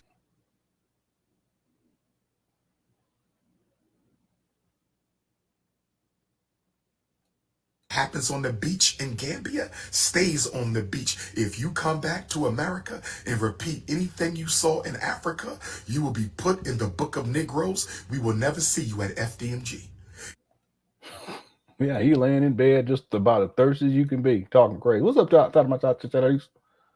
you need to change your picture on there anyway. Jay, the informant says, Umar is never original, stealing the Africa trip idea from Phil Scott, just like he wanted to do the film after Tariq announced American Maroon. Yeah, but see, Umar has been wanting to do a documentary going back to the early Hidden Color days. So that him talking about how he's going to do a documentary, that's like over a decade now. You know, it's about a decade. Am I right about that? Yeah, no, it's about a decade. I mean, I can pull up the receipts and actually show you all when, you know, I have receipts that go back to 2014, I believe. It might have been 2016. So let me just from memory, let me say 8 years. I think it was supposed to premiere in 2016. But the point is that he's been, American Maroon is a more recent film created or produced by Tariq Nasheed. Umar was taking shots at Tariq Nasheed going back to Hidden Colors Part 2 and Part 3, really Part 3. That's when he really started amping up taking shots. And he was talking about how he was going to start doing films and all this stuff. And he hasn't produced anything. If you guys think about it, Umar hasn't, he's written 2 books, but it's not scholarly. There's no scholarly sources. They're not peer reviewed. There's no sources at all. And the person who helped him out with that the most was Sharon. Okay. But outside of that, Umar hasn't produced anything. He hasn't produced. He's thrown 2 block parties. That's it. We will never. His idea of FDMG, that's not his an original idea either. Okay, I don't have the audio of the radio show that Umar was on long time ago, and there was a guy on there, and he was talking about starting a boarding school for black boys, and everything. What Umar did was he took the idea, but he just throws crazy stuff on top of it. We're going to teach them how to be black Rambos and all this kind of stuff that's like way out there in space. We're going to build an observatory on the roof, that kind of stuff. But the core idea, that's not original to Umar. Okay, he got that from someone else who was talking about that idea before. It's an old interview. It's not. I've been able to find it, and I don't think that I downloaded it back then. I don't think I downloaded it. So you guys have to take my word for that. Yeah, I think it was 2014. Yeah, that's the Umar with his documentary. He's collected money for that too over the years. Man, still hasn't produced it. Okay, I'm not surprised though. Okay, let's get to this. Here we go. Never see you at FDMG. We will never see you at FDMG. Oh yes. Oh yes. My brothers, if your wife is going on the trip, tell me who she is. I'll make sure no brother will come anywhere near your queen, because it's all about I am my brother's keeper. Yeah, right. Black man, if your fiance, your baby mom, your queen, your earth, if she coming to Africa, let me know who she is, and I'm gonna step to that sister and let her know I'm keeping my eye on you. If you violate my brother, I'm going to let him know. Black woman, if your king is coming on the trip, let me know who your king is. I'm gonna step to your king and say, listen, your fiance told me y'all getting married next summer. You cannot be on this trip. This is crazy. There is no honeycomb for you, my brother. No Cinnabons for you. You are here for culture and honey bun. He calls it I'm sorry, the honeycomb hideout. That's what he calls the JJ. This is y'all's principle. Honeycomb hideout. What kind of man? This all freak off talk. That's all it is. In consciousness, you are here to connect with your ancestors and connect to your roots. That's what he say. Yes, you can bring your 2-year-old. And if your baby is only 2, they can go for free, but they're going to have to sit on your lap that whole flight. You sure you want that baby on your lap for 12 hours? Or what? The children are invited to, but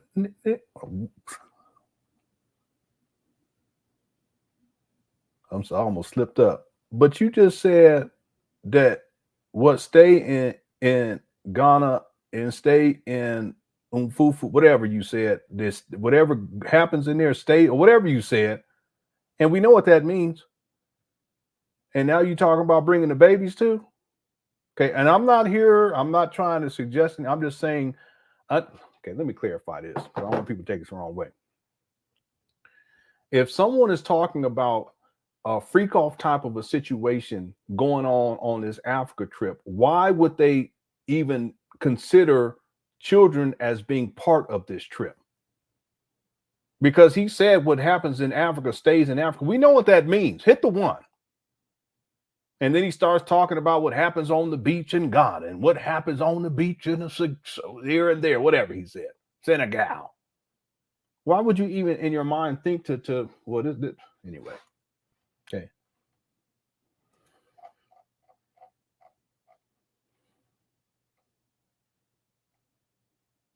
I'll tell you all of this. Yeah, I know. Yeah. It really does.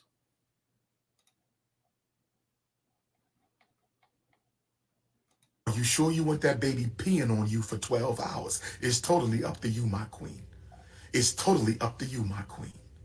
It's totally up to you, my queen. Oh, yes. I'm reading off the African itinerary. Can snow bunnies go on the trip? Absolutely not. You show up on my trip with a bunny, I promise you, I will handcuff your ass to the airport chair. You can try me if you want. Show up to my trip with a bunny if you want. I'm going to handcuff your ass to the airport chair. I wish a brother would show up to my Black Star Line flight. Black Star Line flight. Now it's just crazy. He's talking crazy. Now the flight is Black Star Line. Marcus Garvey talk crazy. He's just talking crazy. Yeah, family of 3, $18,000. Okay, that's what it is. Who are nuts? Mother Africa with the bunny. I'ma handcuff Yeah, it your does. ass It's weird to the talk. airport chair. You'll never get on that flight. Oh no, sir. Oh no, you'll never get on that flight with the Prince of Pan Africanism. Oh yes. What do you need for Africa? Make sure you bring you an umbrella or a poncho, some flip-flops, a daily travel bag, like a book bag, a You said a backpack. poncho. Leave the perfume at home. Leave the cologne at home because you ain't going to do nothing. Hey, Ruben. Ruben, he said poncho. Who are funny boy? He said bring a poncho for the quinceañera. We're going to have a quinceañera family. Okay. But attract mosquitoes. Leave the perfume at home. Leave the cologne. Bring you a roll of toilet tissue because when we taking them long roads, if you got to release yourself in the woods with the snakes and the animals and the local wildlife, make sure you got you a roll of tissue. Bring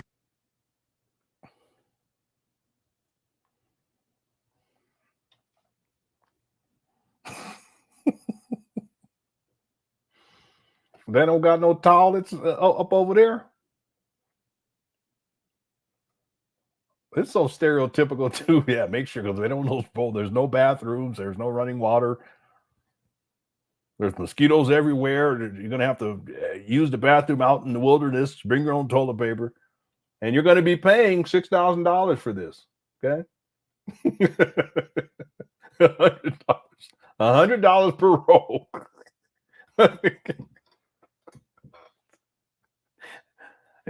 You're gonna need 60 rolls, okay? 60 rolls for 2 weeks, $100 per roll, family. All right, here we go. You got to finish up. Bring you some non-perishable snacks. If you got your favorite cookies, your favorite chips, bring that with you. Non-perishable snacks. Make sure you bring you some bug repellent. Some bug repellent. Make sure you bring a lot of shea butter to stay moisturized in the sun. Okay. Make sure you bring you some backup batteries for your cell phone because we're going to be going all day. Go to Walmart, go to Best Buy, get you about 4 or 5 extra battery packs. No, just go to Amazon. Cut it out. Your cell phone company. Make sure you get free roaming in Africa. Call your credit card company. Let them know you're going to be spending your credit card in Africa. Because if you put that credit card in the ATM in Africa and your bank didn't know you was coming to Africa, they're going to shut your account down. Yeah, they will. Are Latinas allowed? African Latinas who identify as African can come on my trip. Only if you can identify as African, and you have to prove to me that you have been identifying as African for at least the past 10 years. If you can't prove to me my Latina queens, if you can't prove to me my Latina queens, if you can't prove to me my Latina... How someone, first of all, who are you? But how is someone going to prove that they identify as African for the last 10 years and they're Latina? How does someone do that? They have to have pictures with no ponchos. Okay, they have to have dashikis. Okay, going back 10 years ago. Is that what you're saying? Latina queens that you have been I know it's identifying ridiculous. as a member of the African race for the past 10 years. You cannot go. This has to be this.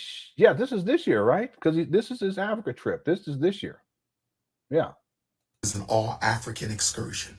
This is an all-African, unapologetically African, happy to be nappy trip. The African Latina family is invited only if you can prove that you have been identifying as an African for the past 10 years. Oh, yes. One other thing, my... It's a good point. Rachel Dolezal could go because he identifies as African for many, many, many months. Yeah. Boy, she's something else. Anyway. Brothers, you cannot have blonde hair going on my trip. Dear brothers, there's something very tender about the blonde hair. You cannot go on my trip if you got blonde hair. I'm just not feeling that. No disrespect to no brothers out there. If you got blonde tips on your dreads, I can handle that. If you got blonde tips on your dreads, my brother, I can handle it. What you mean you can handle it? What is it? What kind of man even worries about what kind of... Anyway, whatever. If you got blonde tips on your dress, but if you got blonde hair, something about that is just a little tender. You cannot go on my trip with blonde hair. Dennis Rodman can't go on my trip with blonde hair. I'm sorry, brothers. Yeah. That's what I just said. Yes, we're going to take testosterone tests at the airport. If your testosterone levels are low, you cannot get on my airplane. If your testosterone levels are low, you cannot get on my airplane. Yeah, he does. If Yeah. your testosterone levels are low, we're going to do testosterone checks. If your estrogen is high and your testosterone is low. Are you funny, man? Oh, God. So goofy.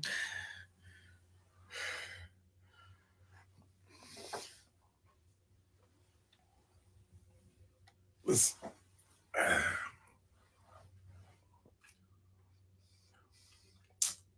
Oh, here we go.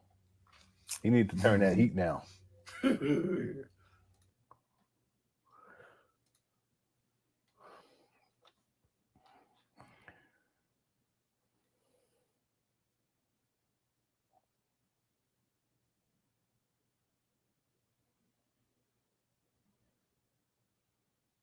Something wrong with this guy. He start drooling and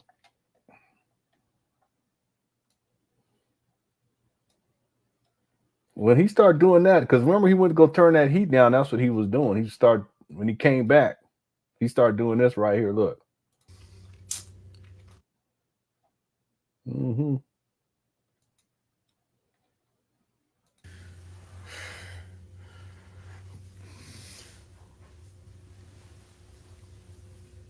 Listen.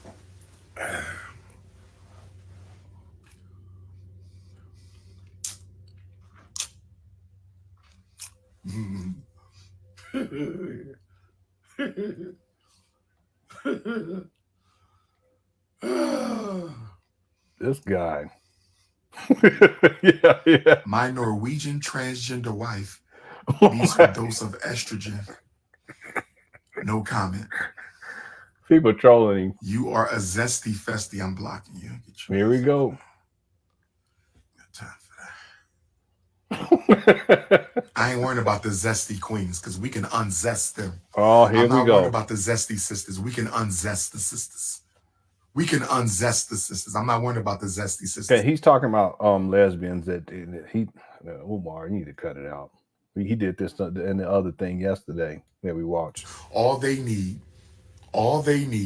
There you go. All they need is to be baptized one good time by the Shango. That's all they need. We can heal all this.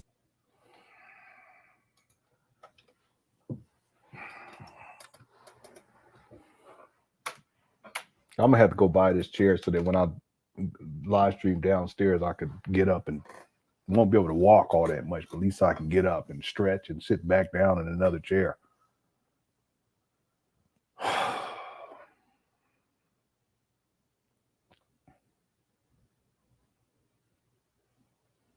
See, like I said before, if he was like joking and it was like in a joke format or something like that, okay.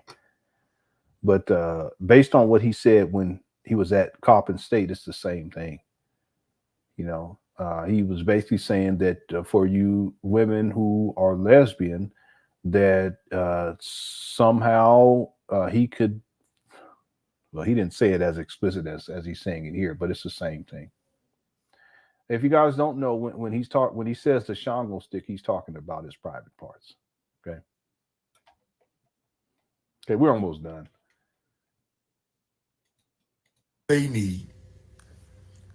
All they need is to be baptized one good time by the Shango. That's all they need. We can heal all the zesty queens. That's easy. Yeah. That's easy. That's light work. The zesty queens, that's light work. They just got to be hypnotized by the Shango stick one time. That's like, we not. See, anyway, I'm going to trip on that. We're not tripping. I'm gonna let it go. And like I said before, I was homophobic, not in a like in a malicious way. It's just how we're raised, in particular as Black men, as young Black boys. So you know, I don't want anyone to think that you know, I had well, I don't even want to say it that way, but my one of my best friends in high school, going all the way back to 6th grade, he was gay. Okay, now in 6th grade, 7th grade, it's not like we're thinking about that, but at a certain point, it became very, very apparent. By the time he was in the 10th grade, he had a boyfriend. He was still the homie.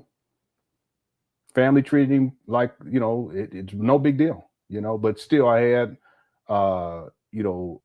homophobic ideas at a certain point, especially when I got into the Black conscious space back in the day, because a lot of that rhetoric was about what they call the homosexual agenda. But see, we grow and we learn and we expand. But with Umar, he's still talking crazy, and it's dangerous for him to be talking like that. See, he doesn't realize that a woman who is a lesbian, they're not physically attracted to to men. They don't have sexual attraction. Okay. Now some may, but then that would be someone who's bisexual, right? But it doesn't mean that they act out on that. But what I'm saying is that if someone doesn't have that attraction, the sexual attraction, why would you think that you're gonna? Well, again, if someone's joking, okay, and trying to be funny about it, okay, I get it. But I don't think Umar's joking in this way. I think he really, it's just he totally dismisses a person's reality. But it's coming from a place of his own need to sexually exploit women, whether you're lesbian, heterosexual, bisexual, or otherwise. That's really where it's coming from. Okay. I mean, I've told jokes about lesbian stuff, and it's not malicious. It's just, but I don't think Umar's coming from the place of humor. I just think it's come from a place of entitlement, that he feels entitled to women who are heterosexual, and he feels entitled to women who are lesbian.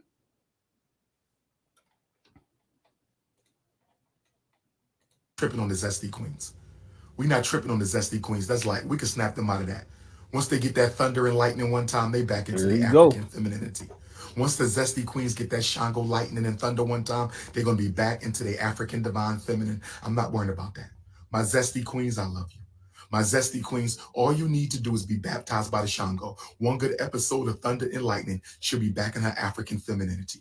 She'll be back in her African divine. Oh, yes. Oh, you know what? I have to say this, because I have like a stand-up comedy routine, and I talk about these the LGBTQ, but not in a negative. It's like it's not like being malicious, but I do have a joke, and that's similar to what Umar is trying to say, but it's different because Umar's whole approach is about the sexual exploitation of women, and it doesn't matter what your sexual preference happens to be. Okay, but now that I'm thinking about it, that the joke is not a joke that should be told. It's just not, It's not malicious, but now that I'm hearing him talk like that, just making me reassess, because what Umar is doing, it's like it's an extreme. Like we're going to discount and reject your reality as a lesbian, and I'm going to sexually exploit you to turn your reality into what I need your reality to be, or what I want your reality to be, so that I can continue to sexually exploit you. That's what this really is. Yeah, he is. He's a sick person. He's sick. See? And I'm gonna tell y'all, we were raised. It's a different time period in 2024. When we were growing up, we didn't talk much about gay. We didn't talk much about lesbian. We didn't talk none of that stuff. Even the idea of bisexual, we didn't talk much about that. Transgender, we didn't. That wasn't something. I mean, it was something, but I'm talking about when we were growing up, it was just not something that we saw, It's different these days, because the younger people these days, they've been raised, they have access to the internet, they're more accepting of these types of things. And they educate me, the pronouns and all that stuff, they would explain that to me. I said, really? Because we didn't have that when we were growing up, you see? So, as we evolve as a society, we have to change with the times. I know I have, and I've grown. I still got a long way to go. Okay. But with Umar, he's so antiquated in his thinking, and it's so twisted, and it's sick. It's really sick. And I'm going to say one other thing. I'm not here to defend LGBT people, because I don't know enough about it, and I'm ignorant to a lot. But I know one thing though, that I've seen a parent reject their child because she was transgender. In other words, she changed her name, not legally, but she's changed her name to something else. It sounded more masculine, and her pronoun became he. And it took me a long time because I remember when she was really, really young. She really, you know, and she was a neighbor. And really nice, you know, and I should tell her or he, okay. See, I even still did to this day. But I just remember her as a little girl. But as they grew up, that's okay. But what ended up happening was that they ended up kicking her out. She had to go live with someone else because her mom's her stepfather, her mom's boyfriend, who became her fiance at a certain point, would not accept her and was emotionally and verbally abusive towards her because of her decision. Okay, she ain't harming nobody. She's living her life, figuring out life, just like we all do.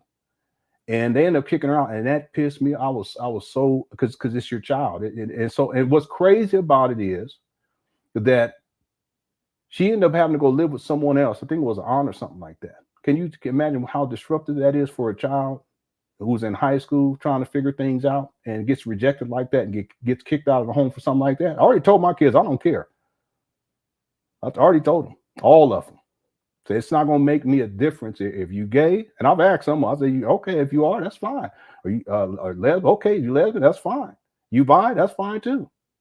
Just make sure you get into a positive, loving relationship. That's all I ask. And I listen, it's 2024. So what ends up happening with this young lady, let me say, because her pronoun was he, they kick her out. And then not too long after that, maybe a year later, her mom and the mom's fiance split, and the mom ended up moving out.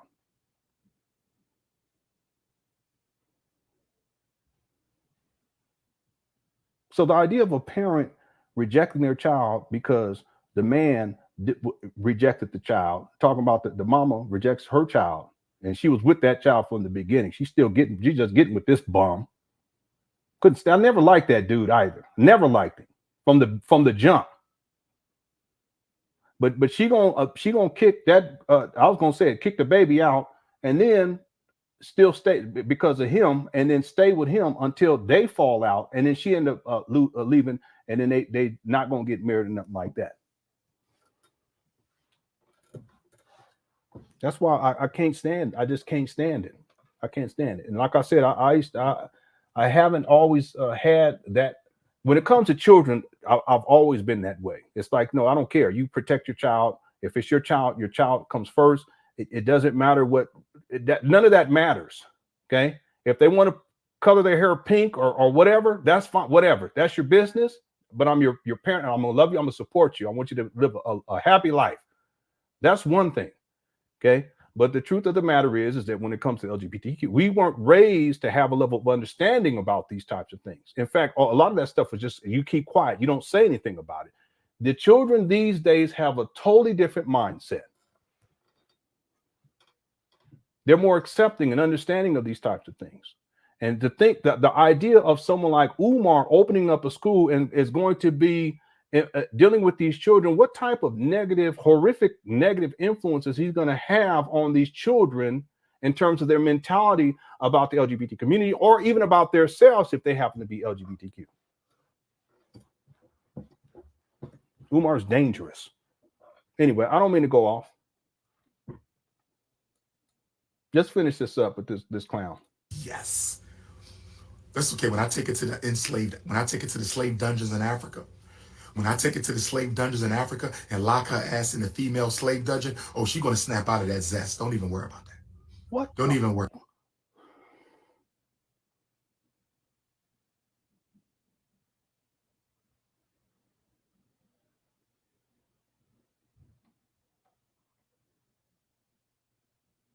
What?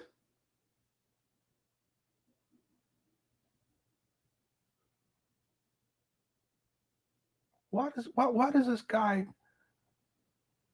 guy goes to this freak, what is the BDSM type of stuff every time? We're gonna lock you up against on the toilet now he's talking about a lesbian woman, that what he's going to do is, what did he say? This guy almost made me curse. I almost slipped up earlier, but not.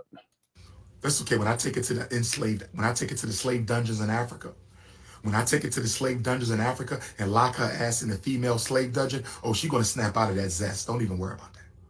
Don't even worry about that. Don't even. This guy is sick. He's sick. Yeah.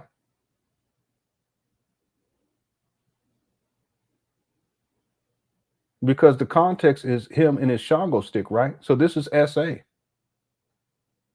There's a black lesbian who's a black woman. Whether you're lesbian or not, that's besides the point. You're still a black woman.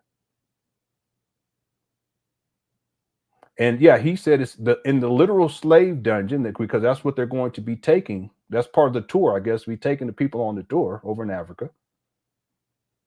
That he's going to essay so that this black woman who happens to be lesbian will no longer be lesbian. And these slave dungeons is where so many of our ancestors died.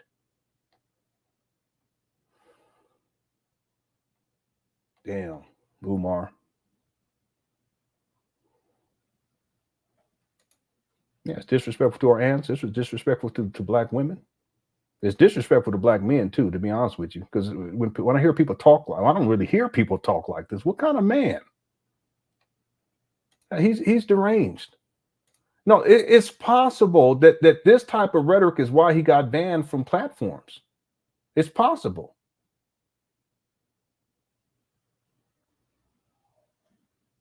See, and there's something else. I mean, I'm not going to talk. I'm not going to share this right now, but there's something else that I noticed in and around the time or after he got banned. It was before he announced it, but he had gotten banned before he announced it. And there's things that I even noticed because I have a degree in cybersecurity.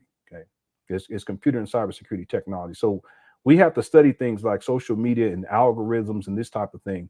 And so that's why when I explain this for members, it's clearer to me. I have a better understanding about what's taking place with Umar right now.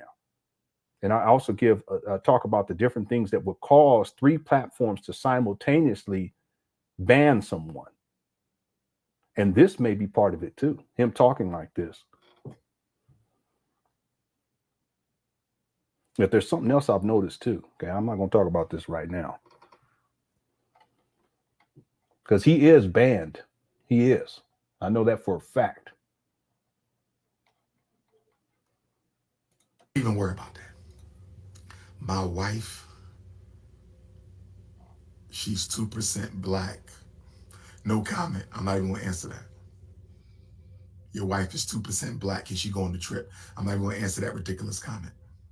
I told you, I believe in the one black parent rule. I don't believe in the one drop rule. I believe in the one black parent rule. I don't believe in the one drop rule. I believe in the one black parent rule. I don't believe in the one drop rule. I believe in the one African parent rule. I don't believe in the one drop rule. Sharon Queen Scorpio. Sharon Queen Scorpio. Shango, the divinity of thunder. There's only one God, my brother. There's only one God. Shango is the deity of thunder, the divinity of thunder. Ogun is the divinity of iron, the divinity of strength. Yemoja is the divinity of the female divine feminine. Oshun is the divinity of abundance and joy. You understand? Oya is the divinity, the deity of the winds of change, transformation, and revolution, brothers and sisters. There's only one God. There's only one God. Olodumare is one God, many divinities, many Irumole, many deities, brothers and sisters. One God. One God. Not Yemaya. You're not Latino, you're African. It's Yemonja, not Yemaya. Yemonja, my sister. You're not Spanish. Why are you saying Yemaya? It's Yemonja. We are African. Yemonja.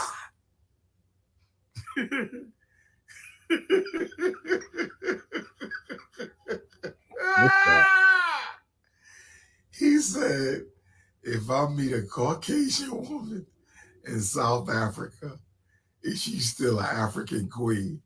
He said, if I meet a snow bunny in South Africa, isn't she technically an African queen? You Negroes are so thirsty for the marshmallow pillow. You Negroes are so thirsty for the marshmallow pillow. This You guy. Negroes are so thirsty Yeah, he for is. the Yeah, marshmallow Malika. pillow. This You is sound ridiculous. crazy. This is, y'all are so thirsty. He said he gonna go to South Africa and More get than him a LL. Soweto snow bunny.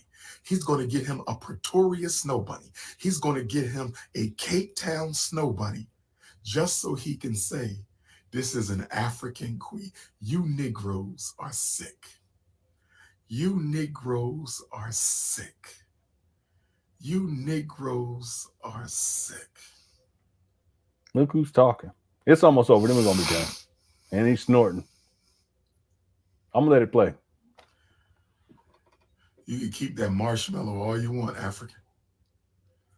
You can keep that marshmallow all you want. I don't want no marshmallow. I want that honey dip. You can take that marshmallow. Here you go. Yeah, I was in a relationship with a South African woman back in the day. He said a Boer bunny. Oh.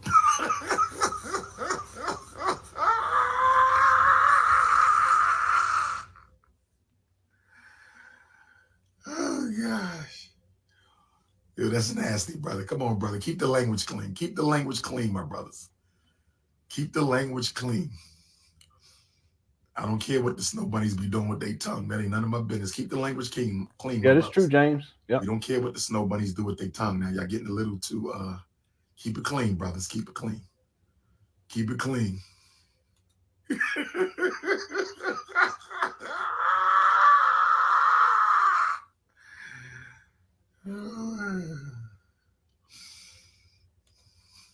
Yeah, but he speaks Is like Meghan this. Markle. He actually speaks like this quite often. He speaks like this quite often. I mean, I can pull up so many videos where he's talking like in sexually explicit terms, and it's one thing to talk. I mean, because we're all adults, but it's another thing where it gets. I don't even know what the term is. I can't even come up with the term, but it's so far beyond what a normal person would be speaking like in public or even in private in some cases. I don't even know what the term is for it, but he does this quite often. He's unhinged. He can't control himself. But by the way, he wasn't always like this. He was able to keep himself under control, but over the years, he's just gotten worse and worse. And that's why you see him now. Yeah, it's vulgar, but there's even another word. I just can't think of it right now.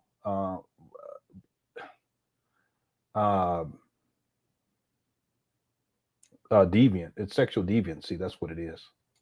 It's pornographic, but it's sexual deviancy. You know, it's just not normal. It's not normal. It's deviant. Anyway. Oh God. Oh gosh. Yeah, this is true. Brian says Lenon, meaning me, got his degree before Umar even dropped the syllabus. It's insane. But this is true. I mean, I picked up a degree. Umar doesn't even have a curriculum yet. 12 years in, he doesn't even have a curriculum. He doesn't even have a school website. Basic things. He doesn't have an operating budget. And that's why when people ask him about, okay, well, how are you going to pay for teachers, faculty, and staff? How are you going to pay? He really gets upset. He hasn't thought. It's not even that he hasn't thought about it. He doesn't have the knowledge base to figure that out. There's a lot of work that goes into that, and he doesn't have a team around him, so he doesn't even know how to start. He doesn't know what would go into putting in an application for what do they call for if he was a charter school, because you got to put in an application for your charter. He wouldn't know how to do that. He just says, okay, I'm independent. I'm gonna do whatever I want to. No, he'll still be subject to the state, just like he's subject to the state when it comes to the certificate of occupancy. Okay? But yeah, so much has changed in my life, even since I started doing Umar videos, and he's still stuck at ground zero. Nothing really of consequence has changed. He hasn't made any significant progress. Not one child has been educated. It's 14 years in counting. But since I started covering Umar, nothing really has changed. It's the same thing.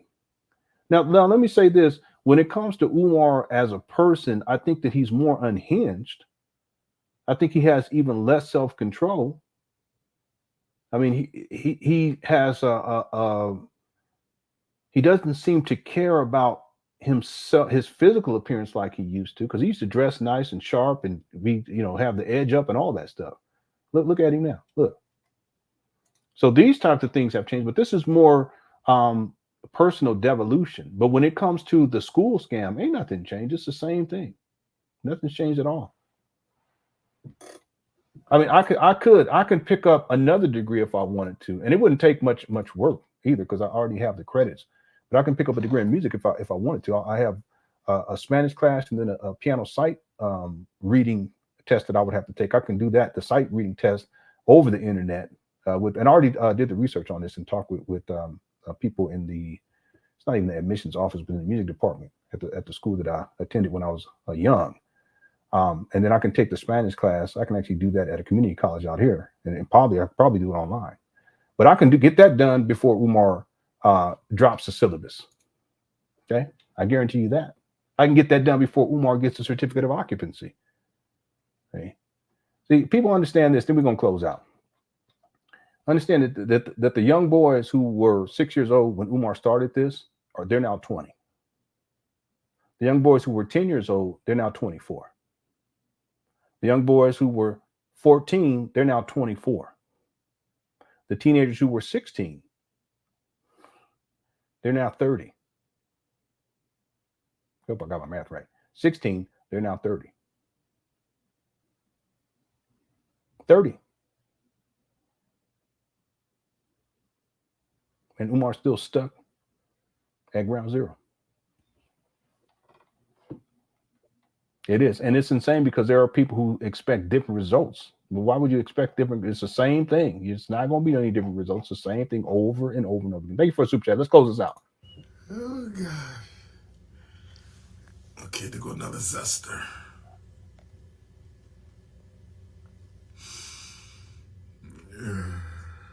Yeah, he is. That's the thing I've noticed. I met this Snow Bunny who told me she feels more black than white. Can she go?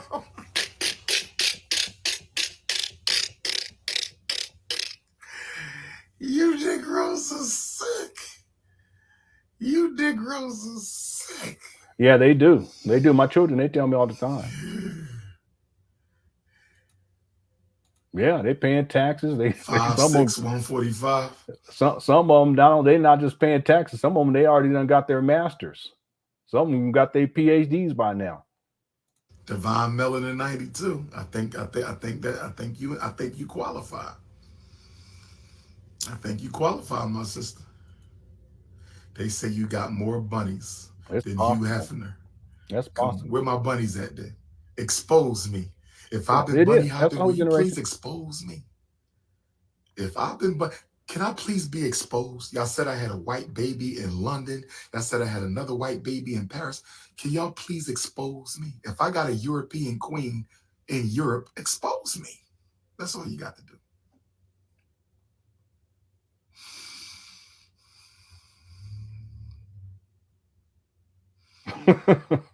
That's it right there. It's true though. We are watching them unravel. I've seen it. I've seen it over time. Okay, there was one last thing I want to show y'all. I promised that I was going to do it, so let me just do it real quick. Wake that ass up. Yeah, sorry about that. This is the video from yesterday. Umar says something real interesting, and I want to play it, and then we're going to break out the calculator, and then we're going to do some basic math to see how much when you look at the figures that he was talking about, how much this is going to cost. And I'm not talking about the paint day. I'm talking about he actually brings up the bills. I don't know if people remember it. Actually, maybe I didn't play that part yesterday. Anybody remember that part? And I heard it back and I said, wait a minute. So let me pull this up right here. Let's see. Now, Father David. Is it? No, that's not it. That's not Father. What was that? That was the I'll just put up here on YouTube. That was the Coppin State. And also, thanks everyone for super chats. I appreciate it. I can't remember if I thanked Brian. Thank you, Brian. I appreciate it. And thanks, Jonathan, SOB. Okay. Here it is right here. Is a graduating bachelor. All right, let me do a screen share. Let me know if you guys can hear this audio. This only take about 5 minutes, then we'll be done. We did good on time, to about 2 hours. Of social work senior at Coppin State University. 40. Institutions for The point that I'm making is Negroes criticizing me for the Frederick Douglass Marcus Garden. Y'all hear this? A lot of Negroes have an issue Okay, cool. with Thanks, midnight Jessica. school. Ain't because of no hustle. We already been audited by the IRS. See, they want me to fail. And Dr. Umar built the school from nothing. Okay, he said he built the school from nothing. No, those buildings were already there. He just took other people's money and purchased them for $400,000. This guy. Here we go.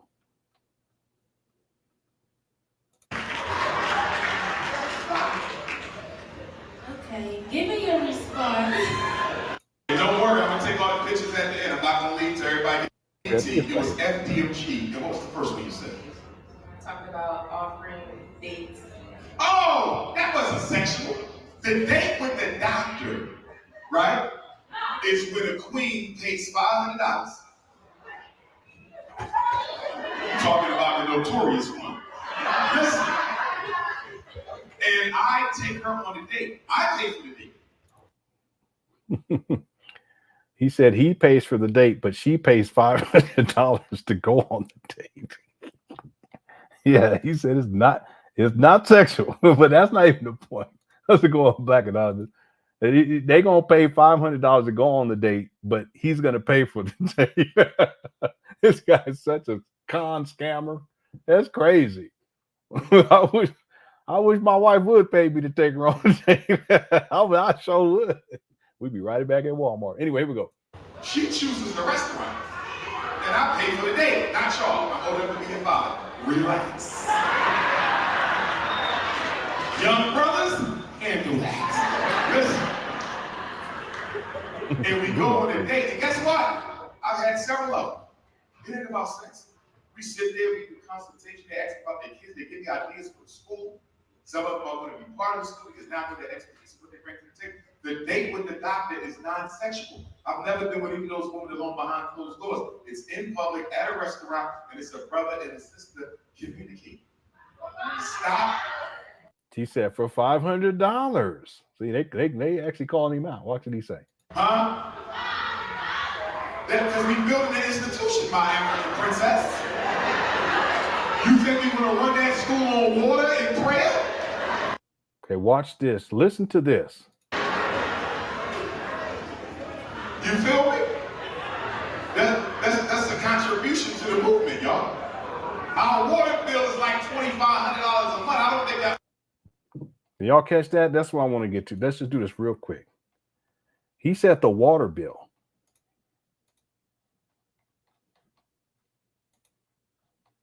is $2,500, $2,500 a month. Okay. How much would that be per year?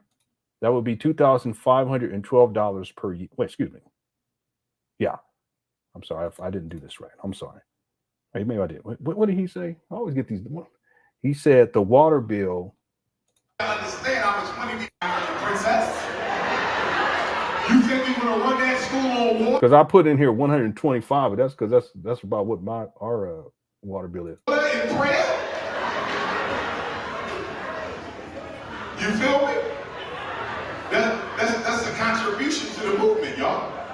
Our water bill is like $2,500 a month. Okay, he said so $2,500. See, when I was typing it in, I'm thinking about what I pay. So $2,500 a month. We're going to multiply that by 12. That's going to be $30,000 a year just for the water. Okay, $30,000 a year just for the water, and understand that he's only talking about one side of the street.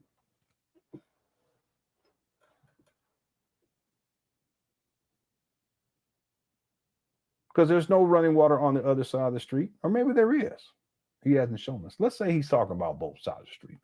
Let's be kind, because he hasn't shown any video footage of the other side of the street in over 4.5 years. But let's assume that he's talking about both sides of the street. $30,000 a year, and it's non-operational. Who's using $30,000 a year worth of water in some abandoned buildings? Y'all follow me? Hit the one. Now, let's say that Umar is telling the truth, because I like to look at things from different vantage points. let's say he's telling the truth. Okay, let's say it's $30,000 a year, and you've been sitting on these trap bundles for 5 years. Okay, we're going to take $30,000 and we're going to multiply that by 5.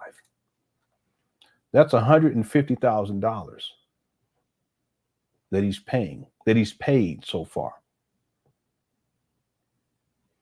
Okay, I know he's had the building for more than 5 years, but we're just going to go with 5 years. Someone could argue and say, yeah, but he didn't get the water turned on until about 4 or 5, 6 months later. Okay, it's not necessary to do that because we're just using rough figures here based upon what Umar Johnson is saying. Okay, we're talking in and around $150,000 over the last 5 years and some change. Okay, now let's think about this. Why would you purchase some abandoned buildings in Wilmington, Delaware, which the year prior was ranked 6th in the nation for violent crime? You purchase these abandoned buildings in a drug-infested and crime-infested neighborhood where it's literally it's hood up over there. Have all of this damage inside and out. Why would you purchase the building and then sit on these trap bandos for 5 years and 2 months and then dish out $150,000 of other people's money? For what? In other words, it's wasted money. $150,000 wasted of other people's money because Umar doesn't have a job. So what I'm saying is that you people who have sent, I don't mean to say it that way, but you donors understand that at the very least, in and around $150,000 of your money, not Umar's money, has been spent on water bills over the last 5 years, and not one drop of that water has gone towards a black boy or a black girl, just like not one child has been educated. So basically, your $150,000 is just gone.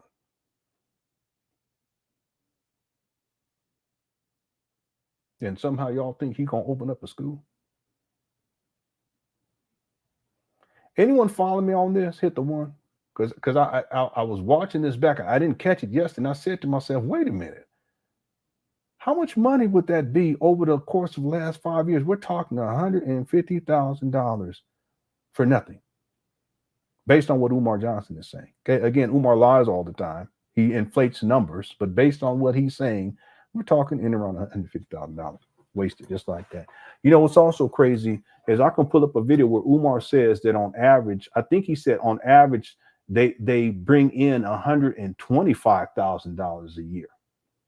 Isn't that what he said? Someone, because if memory serves me right, I could pull up the video. I thought he may have said 150, but I thought he said 100, and we bring in about $125,000 a year.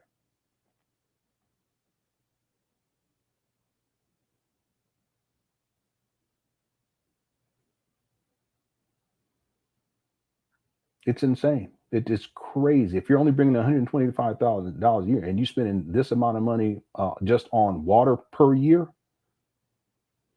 for nothing, because they're non-functional. It's not a school. No child has been educated. Who's drinking all that water anyway?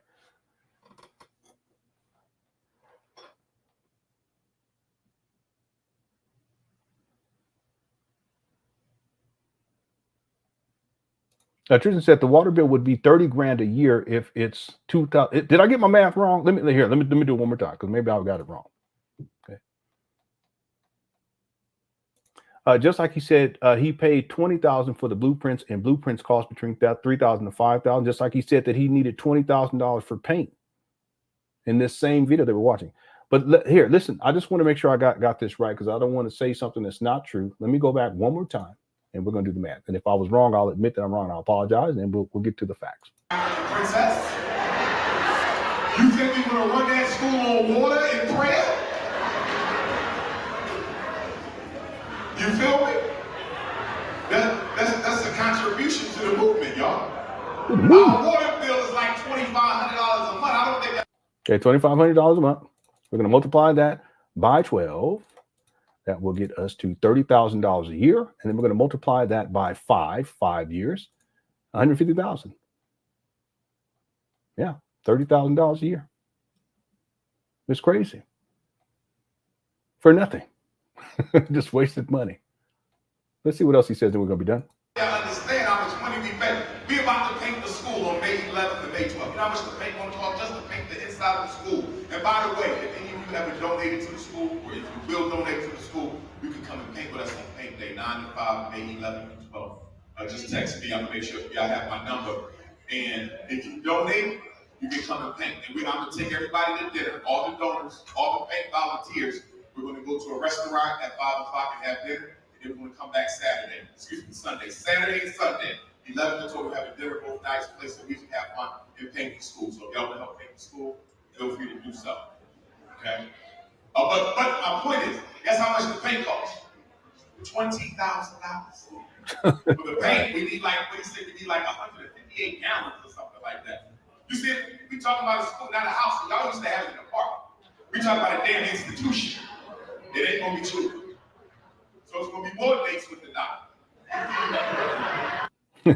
$20,000 to paint the small school. That's what he's talking about. $20,000. Crazy. And that's just the inside. Okay. Maybe he's talking about the outside too, but I don't think that's going to equal to $20,000. But from what he was saying, this is they're talking about the inside because they're talking about how the renovations are complete on the inside. Anyway, and which isn't true. He never had this paint day. Maybe he's going to have it in the near future. All right. Yeah, I don't know. Well, the thing is, they did paint before as we close out. They painted before on the outside, but they never finished it. And it looked horrible. And it looks horrible today. But that's something. But it makes no sense. Painting is the last thing that you should do. The reason why he painted was he wanted to make the optics. So from the outside, it looks like progress is being made and the buildings don't look as bad. But I showed video footage where you can see, and you can take a screenshot and you look at how the buildings, you can see the buildings when he first acquired them back in 2019, and then you look at them today, they look way worse now than they did back then, which makes sense because it's been 5 years later and ain't nothing really been done. Okay. All right. Did I cover everything that I said I was going to cover? Okay. If there was something I said I was going to do and I didn't do it, someone let me know as we close out right now. I want to thank you all so much for tuning on in. We'll be back with some more live streams probably next Monday, and hopefully I'll be in a position to where I can live stream downstairs. It may not be until the following week, but we will start a series dealing with Jay Morrison at the beginning of next month, and then I'll be doing more Umar Johnson videos. I won't do exclusively Umar Johnson videos. I'll be expanding to more content, but I will cover Umar videos more consistently. And there's at least 4 other videos that I want to do. What I was really thinking of was the videos that we watched today where there was edited and clipped up. I want to find all, I may even have them already, but I want to find all of those and then maybe watch each one all the way through to see what else Umar might be saying that it was clipped out. Okay, so I think I got through everything. Thank you all so much for tuning on in. I want to thank all of the mods for handling the business. Thanks to everyone who sent in super chats. If you're going to be sending in CashApp or PayPal, thank you all so much if you did that. I appreciate that as well. And I want to thank everyone for tuning on in. I hope you enjoyed yesterday's show. If you haven't watched it, make sure you check it out. And I'll be back very, very soon. Let me pull up. I want to make sure I get the right intro video here. You guys don't mind, because I didn't have it. Let me see right here. So I guess I can play the other one. Or I can play the one that I played earlier. That's fine. Yeah, I'll do that. Here we go. I attended 3 predominantly white colleges. How we doing? Yeah, make sure you all don't mind before you head out the building. If you hit the like button too, I appreciate it. Okay, here we go. Lancaster County, Pennsylvania, predominantly white. How we doing there, gorgeous? Lehigh University, Bethlehem, Pennsylvania, predominantly white. How we doing there, gorgeous? Philadelphia College of Osteopathic Medicine, predominantly white. How we doing there, gorgeous? There were white girls who were attracted to me in undergrad. How we doing there, gorgeous? There were white girls who were attracted to me in graduate school. How we doing there, gorgeous? There were white girls attracted to me in my doctoral program. How we doing there, gorgeous? I've always had white women who were interested in a romance with the Prince of Pan Africanism. How we doing there, gorgeous? I've always had that. They bought me clothes. They slid stuff under my door. They invited me out to dinner. They offered me cookies from their cookie jar. How we doing there, gorgeous? They left cards on my desk in the middle of class for everybody to see it. Yes, I had white women pursue me at every level of education. How we doing there, gorgeous? Did I date a single one? I did not. Did I disrespect them? I did not. I respect all human beings. I respect all human beings. But I did not date any of them. Were some of them attractive? Absolutely. How we doing there, gorgeous? Some of them were built just like black women. How we doing there, gorgeous? Some of them grew up with black women. How we doing there, gorgeous? Those white women were not unattractive at all. How we doing there, gorgeous? 5'5", thick in the thighs, but they were Caucasian. How we doing there, gorgeous? They were 5'5", thick in the thighs, but they were Caucasian. They were 5'5", thick in the thighs, but they were Caucasian. How we doing there, gorgeous? And I did not have intercourse with any of them. Ever. Ever. How we doing there, gorgeous? Okay. I done found condoms, alcohol bottles all over the place. This is not the drink spot. Cows, horses, chickens. Buck, buck, the loosey goosey. You buck, buck, buck, buck, buck, buck, buck, buck, buck, buck, buck, buck, buck, buck, buck, buck, the loosey goosey. You buck, buck, buck, buck, buck, buck, buck, buck, buck, buck, buck, buck, buck, buck, buck, buck. I'm gonna go to the pet store and I'm gonna get about 50 baby mice. And the minute one of you Negroes starts squealing about election day, I'm gonna throw a mice on your ass. Black pigs. All right, everyone. Thank you so much for tuning on in. I hope you enjoyed this show. Please enjoy the rest of your evening, and we'll be back very, very soon. Love y'all. CashApp is undefeated. FDMG is coming. FDMG is coming. FDMG is coming. It's coming. FDMG is coming. FDMG is coming. FDMG it's coming. It's coming. It's coming. It's coming.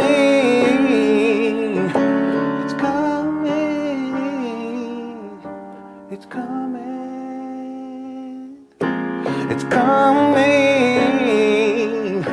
It's coming. It's coming. Oh, it's coming. FDMG is coming. FDMG is coming. Thought his personality be twerking. It's twerking.